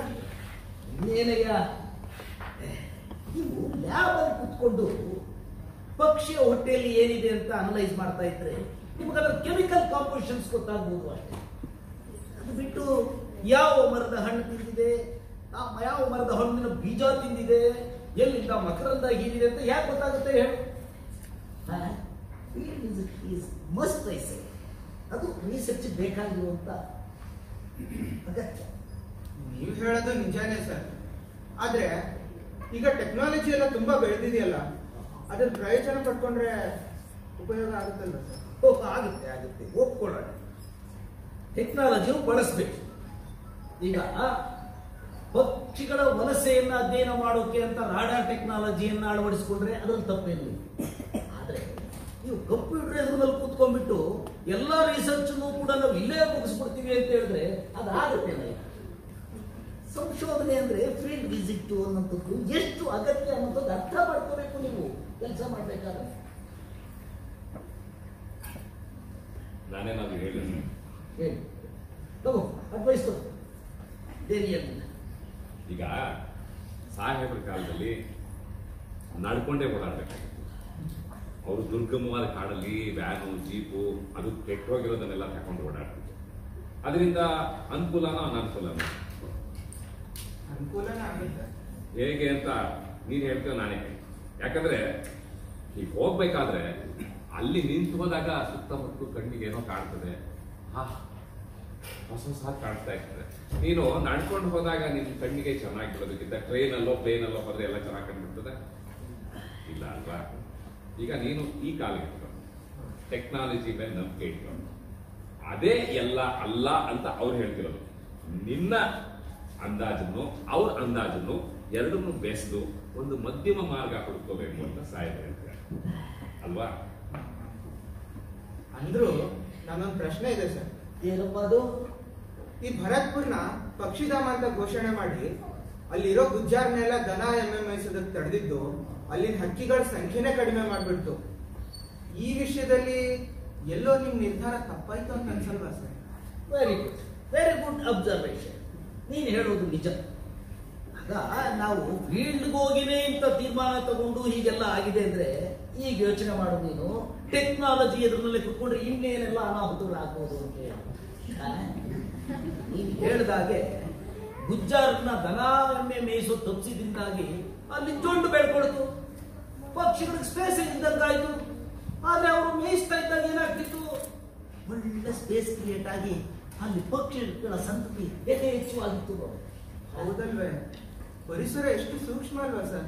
ಮತ್ತೆ ಈ ಸೂಕ್ಷ್ಮ ಆಗಿದ್ದು ನನಗೊಂದು ನೆನಪಾಗ್ತಾ ಇದೆ. ಹೇಳಿ ಹೇಳಿ.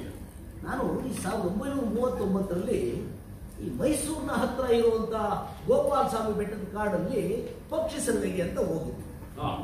ಆಗ ಅಲ್ಲಿ ಒಂದು ಶಾರ್ಟ್ ಈಗಲ್ ಅನ್ನು ಹೊಡೆದಿದ್ದೆ. ಅದನ್ನು ತಗೊಬಂದು ಲ್ಯಾಬ್ ಅಲ್ಲಿ ಓಪನ್ ಮಾಡ್ತೀನಿ. ಅದರ ಹೊಟ್ಟೆಯಲ್ಲಿ ಹಾವು, ಸೆಮೋಫಿಸ್ ಕಂಡಲಾರಸ್, ಸ್ಯಾಂಡ್ ಸ್ನೇಕ್ ಅಂತಾರಲ್ಲ ಅದು. ನಾನು ಹುಟ್ಕೊಂಡು ಹೋಗಿದ್ದು ಹಕ್ಕಿ, ಸಿಕ್ಕಿದ್ದು ಹಾವು. ಅದೇ ಮೊದಲನೇ ಸಾರಿ ನಾನು ಕಂಡು ಬಂದಿದ್ದು ನೋಡು ಆ ಪ್ರದೇಶದಲ್ಲಿ. ನಮ್ಮ ಸ್ನೇಕ್ ಎಕ್ಸ್ಪರ್ಟ್ಗಳೆಲ್ಲ ಆಶ್ಚರ್ಯ ಪಟ್ಟುಬಿಟ್ಟಿದ್ರು ಅಂತೀನಿ. ನೋಡು, ಈ ಗೋಪಾಲ ಸ್ವಾಮಿ ಬೆಟ್ಟ ಮೈಸೂರು ಹತ್ತಿರ ಇರುವಂಥದ್ದು. ಗೋಪಾಲ ಸ್ವಾಮಿ ಬೆಟ್ಟದ ಕಾಡಲ್ಲಿ ಒಂದು ಈಗಲ್ ಎಲ್ಲಿಂದಾನು ಆಹಾರ ತಿಂದ್ಕೊಂಡು ಬಂದು ತನ್ನ ಹೊಟ್ಟೆಗೆ ಇರಿಸ್ಕೊಂಡಿದ್ದನ್ನ ಕಂಡುಕೊಂಡ್ರು ಸಾಯ ಅಲ್ವಾ. ಅವ್ರಿಗೆ inter relativity between the fields ಗೊತ್ತಾಯ್ತು. ಒಂದು ಕ್ಷೇತ್ರಕ್ಕೂ ಇನ್ನೊಂದು ಕ್ಷೇತ್ರಕ್ಕೂ ಇರೋ ಸಂಬಂಧ ಗೊತ್ತಾಯ್ತು. ಹೀಗೆ ಆ ಕ್ಷೇತ್ರದ ಸಂಬಂಧ ಗೊತ್ತಾಗಬೇಕು ಅಂತ ಹೇಳಿದ್ರೆ ಫೀಲ್ಡ್ ಅಲ್ಲಿ ಕೆಲಸ ಮಾಡಬೇಕು, ಕ್ಷೇತ್ರಾನುಭವ ಆಗಬೇಕು. ಅದೇ ಅನುಭವಾತ್ಮಕ ಕಲಿಕೆಯಾಗಿ ಬದಲಾಗ್ತದೆ ಅಂತ ಸರ್ ಹೇಳ್ತಾ ಇದ್ದಾರೆ. ಇನ್ನು ನಾನು ಹೇಳೋದೇನಿದೆ, ಸರಿ ಸರ್, ನಮ್ ಫ್ರೆಂಡ್ಸ್ ಎಲ್ಲ ಕೂತ್ಕೊಂಡು ಮಾತಾಡ್ತಾ ಇರ್ತೀವಿ. ಈಗ ನಾವು ಯಾವ್ದೋ ಒಂದು ಹಕ್ಕಿ ಮೇಲೆ ಸಂಶೋಧನೆ ಮಾಡಕ್ಕೆ ಅಂತ ಹೊಡ್ತೀವಿ. ನೋಡಿದ್ರೆ ಸರ್ ಎಲ್ಲ ಸಂಶೋಧನೆ ಮಾಡಿ ಮುಗಿಸಿದಾರೆ, ಯಾವ್ದು ಉಳಿಸ ಇಲ್ಲ, ಯಾವ್ದನ್ನು ಉಳಿಸಿಲ್ಲ. ಏನಂತ ಮಾಡ್ಬೇಕು ಸರ್? ಏನಿಲ್ಲ ಕಡೆಯ, ಹಾಗೇನು ಇಲ್ಲ. ನಾನು ನನ್ನ ಕೈಲಾದಷ್ಟು ಮಾಡಿದ್ದೀನಿ ಅಷ್ಟೇನೆ. ಆದ್ರೆ ಈ ಫೀಲ್ಡ್ ಅಲ್ಲಿ ಮಾಡೋದಕ್ಕೆ ಬೇಕಾದಷ್ಟು ಅವಕಾಶ ಇದೆ. ನಿಮ್ಮಂತ ಯೂತ್ಸು ತೊಡಕೋಬೇಕು ಅಷ್ಟೇನೆ. You have to take risk, field visit, field work. ಗೊತ್ತಾಯ್ತಾ? ಅದನ್ನು ಮಾಡಿದಾಗ ನಮ್ಮ ರಿಸರ್ಚ್ಗಳು ಬಹಳ ಪರಿಪೂರ್ಣವಾಗಿ ಬರುತ್ತೆ. ಆಯ್ತು ಸರ್, ನೀವಿಷ್ಟು ಹೇಳಿದ್ಮೇಲೆ ನಾನು ಫೀಲ್ಡ್ ವಿಸಿಟ್ ಮಾಡಿ ನನ್ನ ಥೀಸಿಸ್ನೆಲ್ಲ ರೀಸಬ್ಮಿಟ್ ಮಾಡ್ತೀನಿ. ಥ್ಯಾಂಕ್ ಯು ಸರ್, ಬರ್ತೀನಿ ಸರ್. ಒಳ್ಳೆಯದ ನೋಡಪ್ಪ ಕತೆ. ನೋಡಿದ್ರ ಸರ್ ಈಗಿನ ಜನರೇಷನ್. ಸರ್ ಇನ್ನೊಂದು ವಿಷಯ ಸರ್, ಈ ವಲಸೆ ಹಕ್ಕಿಗಳಿಗೆ ಸಂಬಂಧಪಟ್ಟ ಹಾಗೆ ನೀವು ಸರ್ಕಾರಕ್ಕೆ ಒಂದು ವರದಿಯನ್ನು ಕೊಟ್ಟಿದ್ದೀರಿ. ಅದನ್ನ ಒಬ್ಬ ಪತ್ರಕರ್ತ ಅಮೆರಿಕ, ಚೈನಾ ಮತ್ತೆ ರಷ್ಯಾದ ವಾರ್ಗೆ ತೊಡಕ್ ಹಾಕಿ ಅದನ್ನೇ ಒಂದು ದೊಡ್ಡ ಬಿಗ್ ಬ್ಯಾಂಗ್ ಸುದ್ದಿ ತರ ಮಾಡ್ಬಿಟ್ಟಿದ್ದ. ಅದರಿಂದ ನಿಮ್ಗೆ ತುಂಬಾ ತೊಂದರೆ ಆಗಿತ್ತಲ್ಲ ಸರ್? 3 ವರ್ಷ ಇಡೀ ಪ್ರಾಜೆಕ್ಟ್ ನಿಂತೋಗ್ಬಿಟ್ಟಿತ್ತಲ್ಲ. ಮತ್ತೆ ಕಮಿಟಿ ಮೇಲೆ ಕಮಿಟಿ ಮಾಡಿ ಎನ್ಕ್ವೈರಿ ಬೇರೆ ಮಾಡಿದ್ರು ನಿಮ್ಮ ಮೇಲೆ. ನಾನು ಎಂತ ಇಕ್ಕಟ್ಟಿಗೆ ಸಿಕ್ಕಾಕೊಂಡ್ಬಿಟ್ಟಿದ್ದೆ ಆಗ. ಸರ್ ಅವಾಗ ನೆಹರು ಅವರೇ ಪ್ರಧಾನಿಯಾಗಿದ್ರು, ಅವರು ನಿಮ್ ಪರ ವಹಿಸ್ಕೋಬೇಕಾಗಿತ್ತಲ್ಲ ಸರ್? ನೆಹರು ಅವರ ವಿಷಯಕ್ಕೆ ಬಂದ್ರೆ ಸ್ವಾತಂತ್ರ್ಯ ಬಂದ ಮೇಲೆ ಅವರು BNHS ಬೇಕಾದಷ್ಟು ಸಹಾಯ ಮಾಡಿದ್ದಾರೆ. ಅದನ್ನು ನಾವು ಮೊದಲು ಸರಿ. ಅಂದ್ರೆ ವಿಜ್ಞಾನಿಗಳಾದ ನಮಗೆ ಒಂದು ಪಾಠ ಚೆನ್ನಾಗಿ ಗೊತ್ತಿರಬೇಕು. ಈ ಅಧಿಕಾರದಲ್ಲಿರೋರು ನಮ್ಗೆ ಎಷ್ಟೇ ಹತ್ತಿರದವರಾಗಿರ್ಲಿ, ಅವ್ರ ನಡುವೆ ಪರಸ್ಪರ ಎಂಥ ನಂಬಿಕೆ ವಿಶ್ವಾಸವೇ ಇರಲಿ, ಅವ್ರು ನಮ್ಮ ಪರವಾಗಿ ಕೆಲಸ ಮಾಡ್ತಾರೆ ಅಂತ ಹೇಳಕ ಅಂದ್ರೆ ಕೈ ಕೊಟ್ಬಿಡ್ತಾರೆ ಅಂತ ಹಾಗಲ್ಲ, ಅವ್ರವ್ರದ್ದೇ ಮಿತಿಗಳಿರುತ್ತೆ. ಸರಿ ಸರಿ, ಗೊತ್ತಾಯ್ತಾ? ಹಾಗಾಗಿ ನಮ್ಮ ಅಗ್ನಿ ಪರೀಕ್ಷೆಗಳಲ್ಲಿ ನಾವೇ ಗೆದ್ದು ಬರ್ಬೇಕು. ನಿಜ ಸರ್, ತಾನು ಸಾಯ್ಬೇಕು, ಸ್ವರ್ಗ ಪಡಿಬೇಕು ಅಂತ ನಮ್ಮ ತಾತ ಹೇಳ್ತಿದ್ರು ಸರ್. ನೆಹರು ಅವ್ರ ಜೊತೆ ನಿಮ್ಗೆ ಬೇರೆ ಬೇರೆ ರಾಜ ಮಹಾರಾಜರುಗಳ ಜೊತೆ ಸಂಬಂಧ ಇತ್ತು. ಅವ್ರ ಹತ್ರ ನೀವು ಹೋಗಿ ಪಕ್ಷಿಗಳ ಸರ್ವೆಗೆ ಸಂಬಂಧಪಟ್ಟ ಹಾಗೆ ಎಕ್ಸ್ಪ್ಲೈನ್ ಮಾಡ್ತಿದ್ರಿ, ಪುಸ್ತಕ ಪ್ರಕಟಣೆ ಮಾಡಿ ಅಂತಿದ್ರಿ, ಸಂಶೋಧನೆಗಳಿಗೆ ಸಹಾಯ ಮಾಡಿ ಅಂತ ಕೇಳ್ತಾ ಇದ್ರಿ. ಹಾಗೆ ಕೇಳ್ಕೊಂಡಾಗ ಅವರು ಪ್ರೋತ್ಸಾಹ ಕೊಡ್ತಿದ್ರ ಅಥವಾ ಹೇಗೆ? ಓಹ್, ಅದೊಂದು ದೊಡ್ಡ ಕತೆ ಡೇನಿಯಲ್. ಪಕ್ಷಿಗಳ ಸರ್ವೆಗೆ ಅಂತ ಅನುಮತಿಯನ್ನು ಕೊಡೋರು ಈ ರಾಜರುಗಳು. ಸರಿ. ಆದ್ರೆ ಹಣಕಾಸಿನ ವಿಷಯ ಬಂದಾಗ ತುಂಬಾ ಸಂತೋಷರು ಕಣಯ್ಯ. ನಾವಾಗ ಅವ್ರನ್ನ ಕಾಳಿ ಭೇಟಿ ಮಾಡ್ಬೇಕಾಗಿತ್ತು. ನೋಡು, ನಿಮಗೆ ಕೀರ್ತಿ ಬರುತ್ತೆ, ಕಿರೀಟ ಬರುತ್ತೆ, ನಿಮ್ಮ ರಾಜ್ಯದ ಹೆಸರಲ್ಲಿ ಪುಸ್ತಕ ಬರುತ್ತೆ ಅಂತ. ಕೆಲವರು ಒಪ್ಕೊಳ್ಳೋರು. ಈ ಗುಜರಾತಿನ ಕಚ್ ಇದೆಯಲ್ಲ, ಹೌದು, ಅಲ್ಲಿನ ರಾಜ ವಿಜಯರಾವ್ ಮಹಾರಾಜಿ ಅಂತ. ವಿಜಯರಾಜ್ ಮಹಾರಾಜ್. ಅವನಂತೂ ಎಷ್ಟು ಬೇಸರ ಮಾಡ್ಬಿಟ್ಟಿದ್ಯಾ ಅಂತ ನನಗೆ. ಯಾಕೆ ಸರ್, ಪುಸ್ತಕ ಬಂತಲ್ವಾ ಅದು? ಅಂತೂ ವರ್ಡ್ಸ್ ಆಫ್ ಕಚ್ ಅಂತ ಬೇಕಾದಷ್ಟು ಪುಸ್ತಕನೂ ಖರ್ಚಾಯ್ತು. ಅದರಲ್ಲೂ 500 ಕಾಪಿನ ಅವನ ಅರಮನೆಗೆ ಬರುವಂತ ಅತಿಥಿಗಳು ಕೊಡಬೇಕು ಅಂತೇಳಿ ನೆಳಮಾಳಿಗೆ ನಿಂತುಬಿಟ್ಟಿದ್ದ ನೋಡು ಜೋಪಾನವಾಗಿ. ಅದ್ಯಾವ ಫ್ಲಡ್ಸ್ ಬಂದು ಎಲ್ಲ ಕೊಚ್ಕೊಂಡ್ರು. ಈ ಹಳೆ ಸರ್ಕಾರಿ ಬಾಗಿಲುಗಳಲ್ಲಿರುವಂತ ಆಫೀಸ್ಗಳಲ್ಲಿ ಆಗ್ತದಲ್ಲಪ್ಪ, ದಾಖಲೆಗಳೇ ಸಿಕ್ಕಲ್ಲ. ಒಟ್ಟಿನಲ್ಲಿ ಸರ್ಕಾರ ಇರ್ಲಿ, ಖಾಸಗಿ ವ್ಯವಸ್ಥೆ ಇರ್ಲಿ, ಸೂಕ್ಷ್ಮವಾದಂತ ಜನ, ಸೂಕ್ಷ್ಮವಾದಂತ ಪ್ರವೃತ್ತಿ ಅವರು ಇಲ್ಲದೆ ಇದ್ರೆ ಈ ತರದೆಲ್ಲ ಅವಾಂತರಗಳು ನಡೀತದೆ ಅಲ್ವಾ ಸರ್? ಹಾಗಿತ್ತೆ ಅದಿಲ್ಲಿ ಅಷ್ಟೇ ಅಲ್ಲಪ್ಪ, ಅವ್ರು ಮಾಡಿದ ಬೇಸರ ನನಗೆ. ಹೇಳಿ ಸರ್. ಅವನು ಯುವರಾಜ ಇದ್ದಾಗಿಂದು ಕೂಡ ನನಗೆ ಚೆನ್ನಾಗಿ ಪರಿಚಯ. ತಿಂದು ಗುಂಡೋಗಿದ್ದ ನೋಡಪ್ಪ, ಪೇಟೆ ಹುಚ್ಚಬೇಕು. ಈ ಚಿತ್ರ ಅದಿರ್ಲಿ, ಜೊತೆಗೆ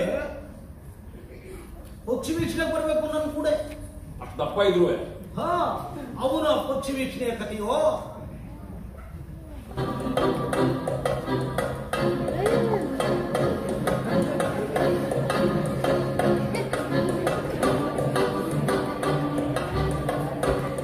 ಎಷ್ಟೊತ್ತಪ್ಪ ಸಲೇ, ಅಷ್ಟೊತ್ತಿನ ಸುತ್ತಿಸ್ತಾನೆ ಇದೆಯಾ, ಪಕ್ಷಿಗಳು ಒಂದು ತೋರ್ತಾ ಇಲ್ಲಪ್ಪ. ಫೈನೆಸ್ ಕಾಣ್ತಾ ಇದೆ, ಇನ್ನೇ ಸ್ವಲ್ಪ ದೂರ ಅಷ್ಟೇ, ಬನ್ನಿ. ಹಂಗೆ ಹೇಳ್ತಾ ಇದೆಯಾ ಹೊರತು ಏನು ತೋರಿಸ್ತಾ ಇಲ್ಲ.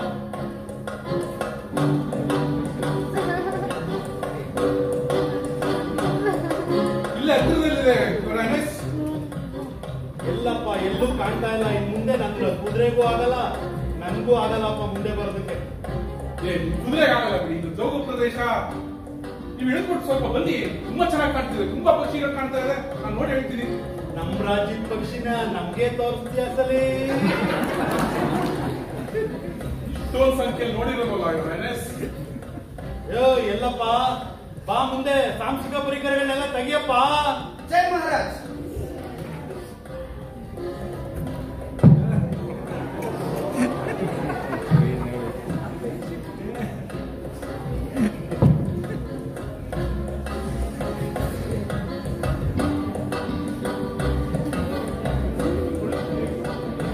ಎಲ್ಲಪ್ಪ ಸೈಜ್ ಕೊಡಯ್ಯ.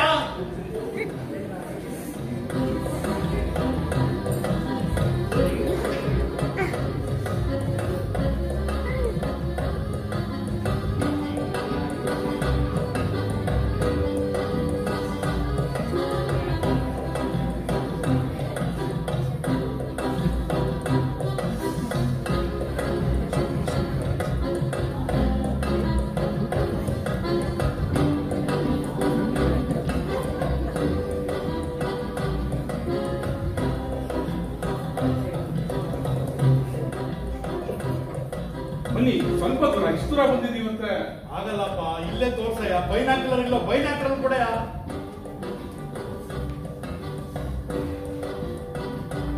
ಇಲ್ಲಿಂದಾನೆ ನೋಡ್ಕೊಡ್ತೀರಾ? ಹೇಳ್ತಾ ಇದ್ದೀನಿ, ಬಹಳ ಒಳ್ಳೆ ಚಾನ್ಸ್ ಮಿಸ್ ಮಾಡ್ಕೊಳ್ತಾ ಇದ್ದೀರಾ ನೀವು. ಇಲ್ಲಿ ಬಿಳಿ ಬಿಳಿ ಕಾಣ್ತಾ ಇದೆಯಲ್ಲ, ಬಿಡಿ. ಅಲ್ಲೇ ಅಲ್ಲೇ ಪಕ್ಕದಲ್ಲಿದೆ ನೋಡಿ, ಕೆಂಪು ಕಲರ್ ಪಿಂಕ್. ಒಂಟಿ ಕಾಲ ಅಂತಿದ್ಯಲ್ಲ, ಅದೇ ತಾನೇ? ಎಲ್ಲ ಸೇರಿಸಿದ್ರು ನಿಮ್ ಒಟ್ಟಿ ಕಾಲ್ ಕಾಣ್ತಿದೆಯೇ? ಅದ್ಭುತ ಅದ್ಭುತ ಕಣೆಯ. ಒಳ್ಳೆ ಪಕ್ಷಿಗಳನ್ನ ತೋರಿಸಿದ್ಯಾ. ಹತ್ರ ಬಂದ್ರೆ ಇನ್ನೂ ಹೆಚ್ಚಿನ ಸಂಖ್ಯೆಯಲ್ಲಿ ನೋಡ್ಬೋದು. ಒಂದ್ ಹೆಜ್ಜೆನೂ ಆಗಲ್ಲ ಸಲೀಂ. ತೆಗಿಯಪ್ಪ ನೀನು.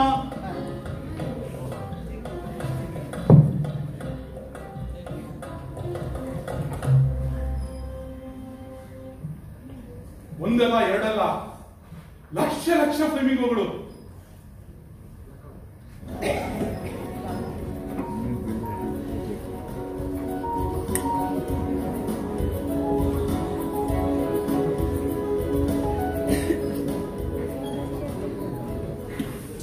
ನನಗಂತೂ ಕುಡಿಯೋ ಅಭ್ಯಾಸ ಇಲ್ಲ, ಆದ್ರೆ ಕುಡ್ದೇ ತಿನ್ನೋದು ನೋಡೋಣ ನಮ್ಗೆ.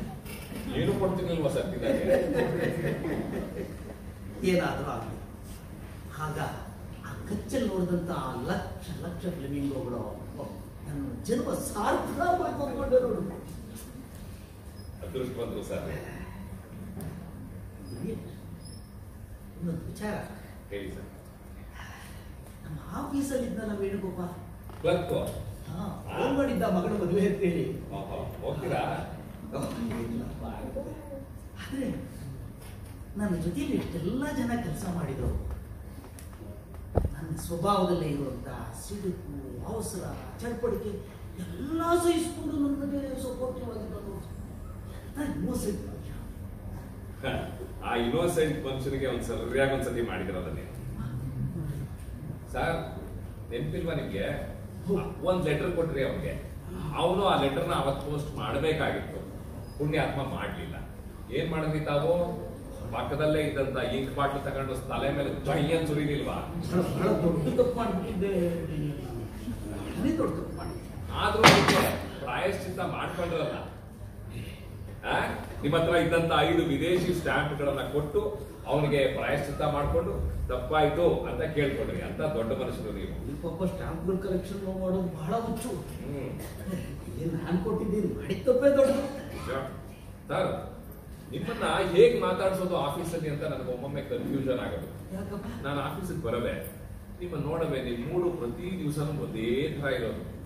ಯಾಕೋ ಅರ್ಥ ಆಗ್ತಾ ಇರಲಿಲ್ಲ ನನಗೆ. ಹತ್ರ ಬರ್ತಿರಂಗೆ ನೀವು ವಾಚ್ ನೋಡಕ್ ಶುರು ಮಾಡ್ಬಿಡ್ತೀವಿ. ಆಮೇಲೆ ಇದ್ದಕ್ಕಿದ್ದಂಗೆ ಟೇಬಲ್ಲು ಕುರ್ಚಿ ಇದನ್ನೆಲ್ಲ ಹಿಂಗೆ ಕುಟ್ಟಕ್ಕೆ ಶುರು ಮಾಡ್ಬಿಡ್ತೀವಿ. ಇಲ್ಲ ಅಂದ್ರೆ ನೆಕ್ಸ್ಟ್ಗೆ ಮೈ ಕೈ ಕೆರ್ಕೊಳಕ್ ಶುರು ಮಾಡ್ಬಿಡ್ತೀವಿ. ಕೆರ್ಕೊಳ್ತಿರಲ್ಲ ಹಿಂಗೆ. ಆಮೇಲೆ ಅದಷ್ಟೇ ಅಲ್ಲ, ಇನ್ನೂ ಏನೋ ಹೇಳಕ್ಕಿದೆ ನಮ್ಗೆ ಅಂತ ಹೇಳ್ತಿರಂಗೆ okay done you can go ಅಂದ್ಬಿಡ್ತಿದ್ವಿ. ನನಗೆ ಬಹಳ ಚಡಪಡಿಕೆ, ಯಾಕೆಂದ್ರೆ ಅವತ್ತಿನ ಕೆಲಸ ಅವತ್ತು ಮುಗ್ದೋಗ್ಬೋದು. ಆಮೇಲೆ ಗೊತ್ತಾಯ್ತು ನಿಮ್ಗೆ ಬೆಳಿಗ್ಗೆ ಬರ್ಬೇಕಾದ್ರೆ ಏನೋ ಪ್ಲಾನ್ ಮಾಡ್ಕೊಂಡ್ ಬಂದಿರ್ತೀರಿ, ಅದಕ್ಕೋಸ್ಕರ ಅವತ್ತಿನ ಕೆಲಸ ಅವತ್ತೇ ಮುಗಿಸ್ಕೊಂಡ್ ಬಿಡ್ಬೇಕು ಅಂತ ನಿಮ್ ಮನ್ಸಲ್ಲಿತ್ತು, ಅದಕ್ಕೆ ಹೀಗೆ ಆಡ್ತೀರಿ ಅಂತ. ಸರ್ ನಿಮ್ಮ ಶಿಸ್ತಿನ ಬಗ್ಗೆ ಹೇಳ್ಬೇಕು ಸರ್. ನಾನು ಆಫೀಸಲ್ಲೇ ಮೊದಲೇ ಬಂದ್ಬಿಡ್ತಿದ್ದೆ. ಆಫೀಸಲ್ಲಿ ಬೇರೆ ಸ್ಟಾಫ್ ಇರೋರು ನನಗೆ ಬುಲೆಟ್ ಶಬ್ದ ಕೇಳೋದು ನಿಮ್ದು. ಎಲ್ರಿಗೂ ಹೈ ನಿಮ್ ವಾಚ್ ಸೆಟ್ ಮಾಡ್ಕೊಳ್ಳಿ, ನಿಮ್ ವಾಚ್ ಸೆಟ್ ಮಾಡ್ಕೊಳ್ಳಿ ಅಂತ ಹೇಳಿದ್ರೆ ವಾಚ್ ಸೆಟ್ ಮಾಡ್ಕೊಳ್ಳೋರು ಸರ್. ವಾಚ್ ಸೆಟ್ ಮಾಡ್ಕೊಳ್ತಿರಂಗೆ 9:45 ಹಾ ಅಂತ ಒಳಗಡೆ ಎಂಟ್ರಿ ಕೊಡ್ತಿದ್ವಿ. ಏನ್ ಪರ್ಫೆಕ್ಟ್ ಟೈಮಿಂಗು, ಏನ್ ಶಿಸ್ತು ಸರ್ ನಿಮ್ದು. ನನ್ನ ಜರ್ಮನ್ ಮತ್ತೆ ಬ್ರಿಟಿಷ್ ಗುರುಗಳ ಪ್ರಭಾವ ಸರ್. ಈ ಲೋಕವಾಂತ್ ಅವ್ರ ಬಗ್ಗೆ ಮಾತಾಡ್ತಾ ಇದ್ವಿ. ಲೋಕವಾಂತ್ ಅವ್ರ ವಿಷಯ ಇನ್ನೊಂದು ಜಾಸ್ತಿ ಹೇಳಿ ಸರ್. ಯಾಕಂತ ಹೇಳಿದ್ರೆ ಅವರು ಸಿಂಗಾಪುರ್ನವರು, ನೀವೇನು ನಿಮ್ಮನ್ನೇನಾದ್ರೂ ಅವ್ರು ಸಿಂಗಾಪುರ್ ಕಲಿಲ್ಲ? ಬಹಳ ಸಾರಿ ನಾನು ಕೂಡ ಹೋಗಿದ್ದೀನಿ. ಬಹಳ ಚೆನ್ನಾಗಿ ನೋಡ್ಕೊಂಡು ಮುಂದೇನಿಯಲ್ಲ. ಆದ್ರೆ ಅದು ಅವ್ನ ಹೆಂಡತಿ ಇಷ್ಟ. ಯಾಕೋ ಅವೇ ಹಾಗೆ ಅಂತ ಕಾಣುತ್ತೆ ಪಾಪ. ಅದು ಬಹಳ ಕಾಲ ಅವ್ರ ಸಂಬಂಧ ಉಳಿಯಲಿಲ್ಲ, ಡಿವೋರ್ಸ್. ಆಮೇಲೆ ಲೋಕೋ ಅಂತ ಕೂಡ ಬಹಳ ಕಾಲ ಉಳಿಲಿಲ್ಲ. ಒಂದು ವಿಮಾನ ಅಪಘಾತದಲ್ಲಿ ತೀರ್ಕೊಂಡ್ಬಿಟ್ಟ. ಒಳ್ಳೆ ಸ್ನೇಹಿತರು.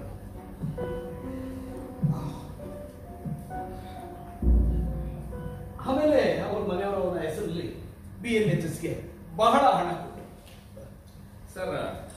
ಅವ್ರು ಕೊಟ್ಟಂತ ಹಣ ಮತ್ತೆ ನಿಮ್ಗೆ ಕಾಲಿಗೆಟ್ಟಿ ಅವಾರ್ಡ್ ಬಂತಲ್ಲ, ಅದೆರಡನ್ನು ಸೇರಿಸಿ BNHS ನಲ್ಲಿ ಒಂದು ದತ್ತಿ ನಿಧಿಯನ್ನ ಸ್ಥಾಪನೆ ಮಾಡಬೇಕಲ್ವಾ ಸರ್? ಹೌದು. ಅದರಿಂದ ಬರುವಂತ ಬಡ್ಡಿ ಹಣ ಏನಿದೆ, ಈ ವನ್ಯಜೀವಿ ಕ್ಷೇತ್ರದಲ್ಲಿ ಸಂಶೋಧನೆ ಮಾಡುವಂತವ್ರಿಗೆ ಈಗಲೂ ಕೂಡ ಫೆಲೋಶಿಪ್ ಆಗಿ ಕೊಡ್ತಾ ಬರ್ತಾ ಇದೆ BNHS. ನಿಜ ಸರ್. ಆ ಕಾಲದಲ್ಲೇ 50-60 ಸಾವಿರ ಡಾಲರ್. ಈಗ ಲೆಕ್ಕ ಹಾಕಿದ್ರೆ ಅದು ಸುಮಾರು 5-6 ಕೋಟಿ ರೂಪಾಯಿ. ಅಲ್ಲ, ಅಷ್ಟು ದೊಡ್ಡ ಮೊತ್ತವನ್ನ ಒಂದೇ ಒಂದು ನಯಾ ಪೈಸೆನೋ ನಿಮ್ಮ ಸ್ವಂತಕ್ಕೆ ಉಳಿಸ್ಕೊಳ್ಳದೆ ಇಡೀ ಹಣವನ್ನ BNHSಗೆ ದಾನ ಮಾಡ್ಕೊಟ್ಬಿಡಲ್ಲ ಸರ್. ಹೇಗಾಯ್ತು ಸರ್? ಇನ್ನೇನು ಆ ಹಣ ಬಂದಾಗ ನಮ್ ದೊಡ್ಡಕ್ಕವ್ರು ಮಾತು ಹೇಳಿದ್ದು, ಮೊದಲು 4 ಒಳ್ಳೆ ಪ್ಯಾಂಟ್ ಹೊಲ್ಸ್ಕೊಳ್ಳೋ. ಅದ್ರ ಕಡೆಗೂ ಕೂಡ ಗಮನ ಇರಲಿಲ್ಲ ನೋಡು ನನಗೆ. ಏನು ಗೊತ್ತಿಲ್ಲ ಇವತ್ತದ್ದು ಏನಿದೆ. ನನಗೆ ಹೆಂಡತಿ ಇಲ್ಲ, ಮಕ್ಕಳಿಲ್ಲ. ನನ್ನ ಹೆಂಡತಿ ಸತ್ತ ದುಃಖವನ್ನು ಮರೆಯೋಕೆ ಸಾಧ್ಯ ಮಾಡಿದ್ದು ಈ ಪಕ್ಷಿಗಳ ಅಧ್ಯಯನ, ಸಂಶೋಧನೆ, ವೀಕ್ಷಣೆ. ನನಗೆ ಏನೆಲ್ಲ ತಂದುಕೊಟ್ಬಿಡ್ತು ಡೇರಿಯಲ್. ಇಡೀ ಪ್ರಪಂಚದಾದ್ಯಂತ ಒಳ್ಳೊಳ್ಳೆ ಸ್ನೇಹಿತರನ್ನ ಸಂಪಾದನೆ ಮಾಡಿಕೊಟ್ಟು ಭಾರತದ ಅತ್ಯುನ್ನತ ಪ್ರಶಸ್ತಿ ಪದ್ಮಭೂಷಣವನ್ನು ತಂದುಕೊಡ್ತು. 3-4 ವಿಶ್ವವಿದ್ಯಾಲಯಗಳು ನನಗೆ ಡಾಕ್ಟರೇಟ್. ಅಷ್ಟೇ ಯಾಕೆ, ಭಾರತದ ರಾಜ್ಯಸಭೆಯ ಸದಸ್ಯರನ್ನು ಮಾಡಿಬಿಡ್ತಲ್ಲ. ಎಷ್ಟು ಸಂತೋಷ. ಈ ಹಣದ್ದು ಒಂದು ದೊಡ್ಡ ಲೆಕ್ಕ ಯಾಕೆ ನನಗೆ ಡೇರಿಯಲ್?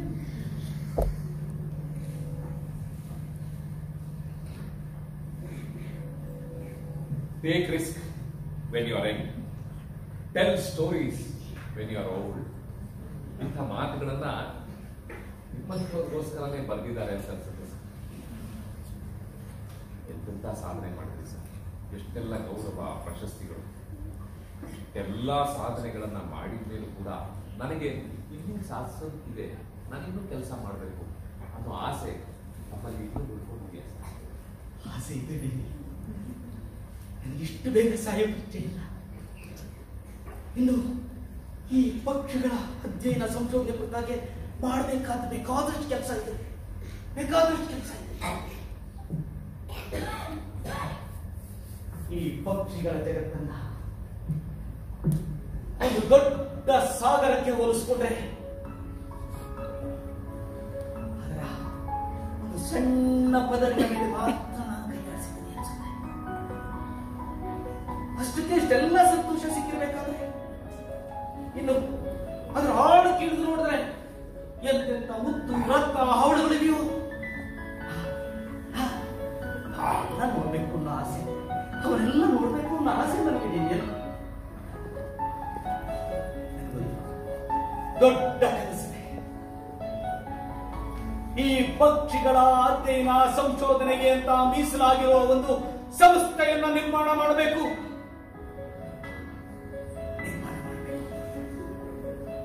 ಅದಕ್ಕಾಗಿ ದೆಹಲಿಯಲ್ಲಿ ನಡೀತಾ ಇರುವಂತಹ ವನ್ಯಜೀವಿಗಳ ಕಾನ್ಫರೆನ್ಸ್ ನಲ್ಲಿ ನಾನು ಹೋಗಿ ಭಾಗವಹಿಸಬೇಕು. ಅಲ್ಲಿಗೆ ಬರುವಂತ ಪ್ರಧಾನಿ ರಾಜೀವ್ ಗಾಂಧಿ ಅವರನ್ನ ಭೇಟಿ ಮಾಡಿ ಕನ್ವಿನ್ಸ್ ಮಾಡಬೇಕು. ಆಗಬೇಕಾದ ಸಂಸ್ಥೆಯ ಬಡ್ಜೆಟ್, ಅದರ ಪ್ಲಾನಿಂಗು, ಅದರ ಇನ್ಫ್ರಾಸ್ಟ್ರಕ್ಚರ್, ಹೊಸ ಹೊಸ ಮೆಥಡಾಲಜಿಗಳನ್ನು ಅಳವಡಿಸಿಕೊಂಡು ಅಲ್ಲಿ ನಡೀಬೇಕಾಗಿರುವಂತಹ ಸಂಶೋಧನೆಗಳು, ಹೊಸ ಹೊಸ ಟೆಕ್ನಾಲಜಿಯ ಬಳಕೆ, ಇವೆಲ್ಲದರ ಬಗ್ಗೆ ತಿಳಿಸಿ ಹೇಳಬೇಕು ಅವರಿಗೆ. ಬಹಳ ಮುಖ್ಯವಾಗಿ ಮಾನವ ಸಂಪನ್ಮೂಲ, ಈ ದೇಶದ ಯುವಕರನ್ನ ಬಳಸಿಕೊಂಡು ಪಕ್ಷಿಗಳ ಅಧ್ಯಯನ ನಡೆಸಿ ಅದು ಒಂದು ಸಮಗ್ರ ಅರಿವಿನ ಕೇಂದ್ರವಾಗುವ ಹಾಗೆ ಮಾಡಬೇಕು. ಸಮಗ್ರ ಅರಿವಿನ ಸಂಪನ್ಮೂಲ ಕೇಂದ್ರವಾಗಬೇಕು. ಸಮಗ್ರ ಅರಿವಿನ ಸಂಪನ್ಮೂಲ ಕೇಂದ್ರವಾಗಬೇಕು. ಸಮಗ್ರ ಅರಿವಿನ ಸಂಪನ್ಮೂಲ ಕೇಂದ್ರವಾಗಬೇಕು.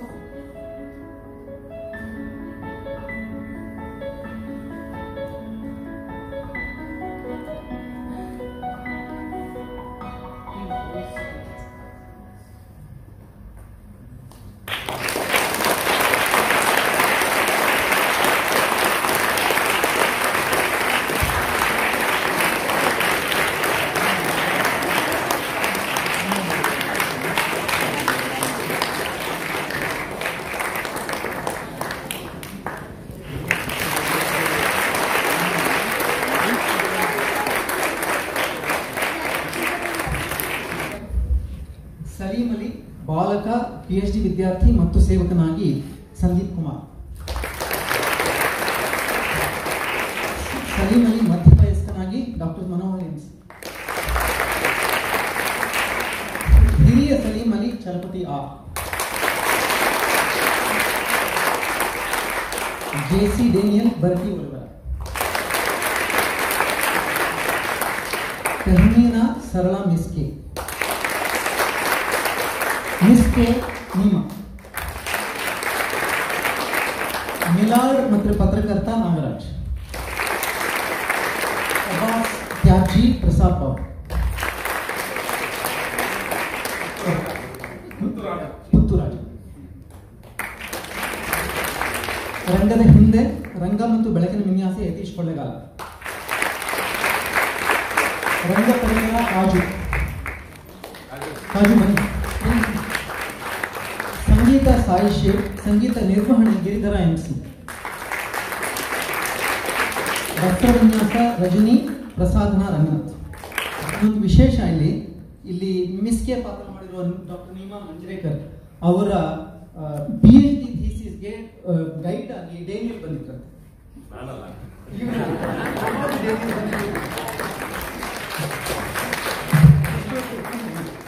ಇಷ್ಟೊಂದು ಕಾರ್ಯಕ್ರಮ ನಡೆಸಿಕೊಟ್ಟ ಹರಿಪುರಂಗದ ಎಲ್ಲ ಬಳಗದವರಿಗೆ ಶುಭಾಶಯಗಳು ಮತ್ತು ಕಾಣಿಕೆಯನ್ನು ಸ್ವೀಕರಿಸಬೇಕು ಅಂತ ಕೇಳಿ ಒಳ್ಳೆ ಭಾಷೆ ಮಾಡಿದ್ದಾರೆ.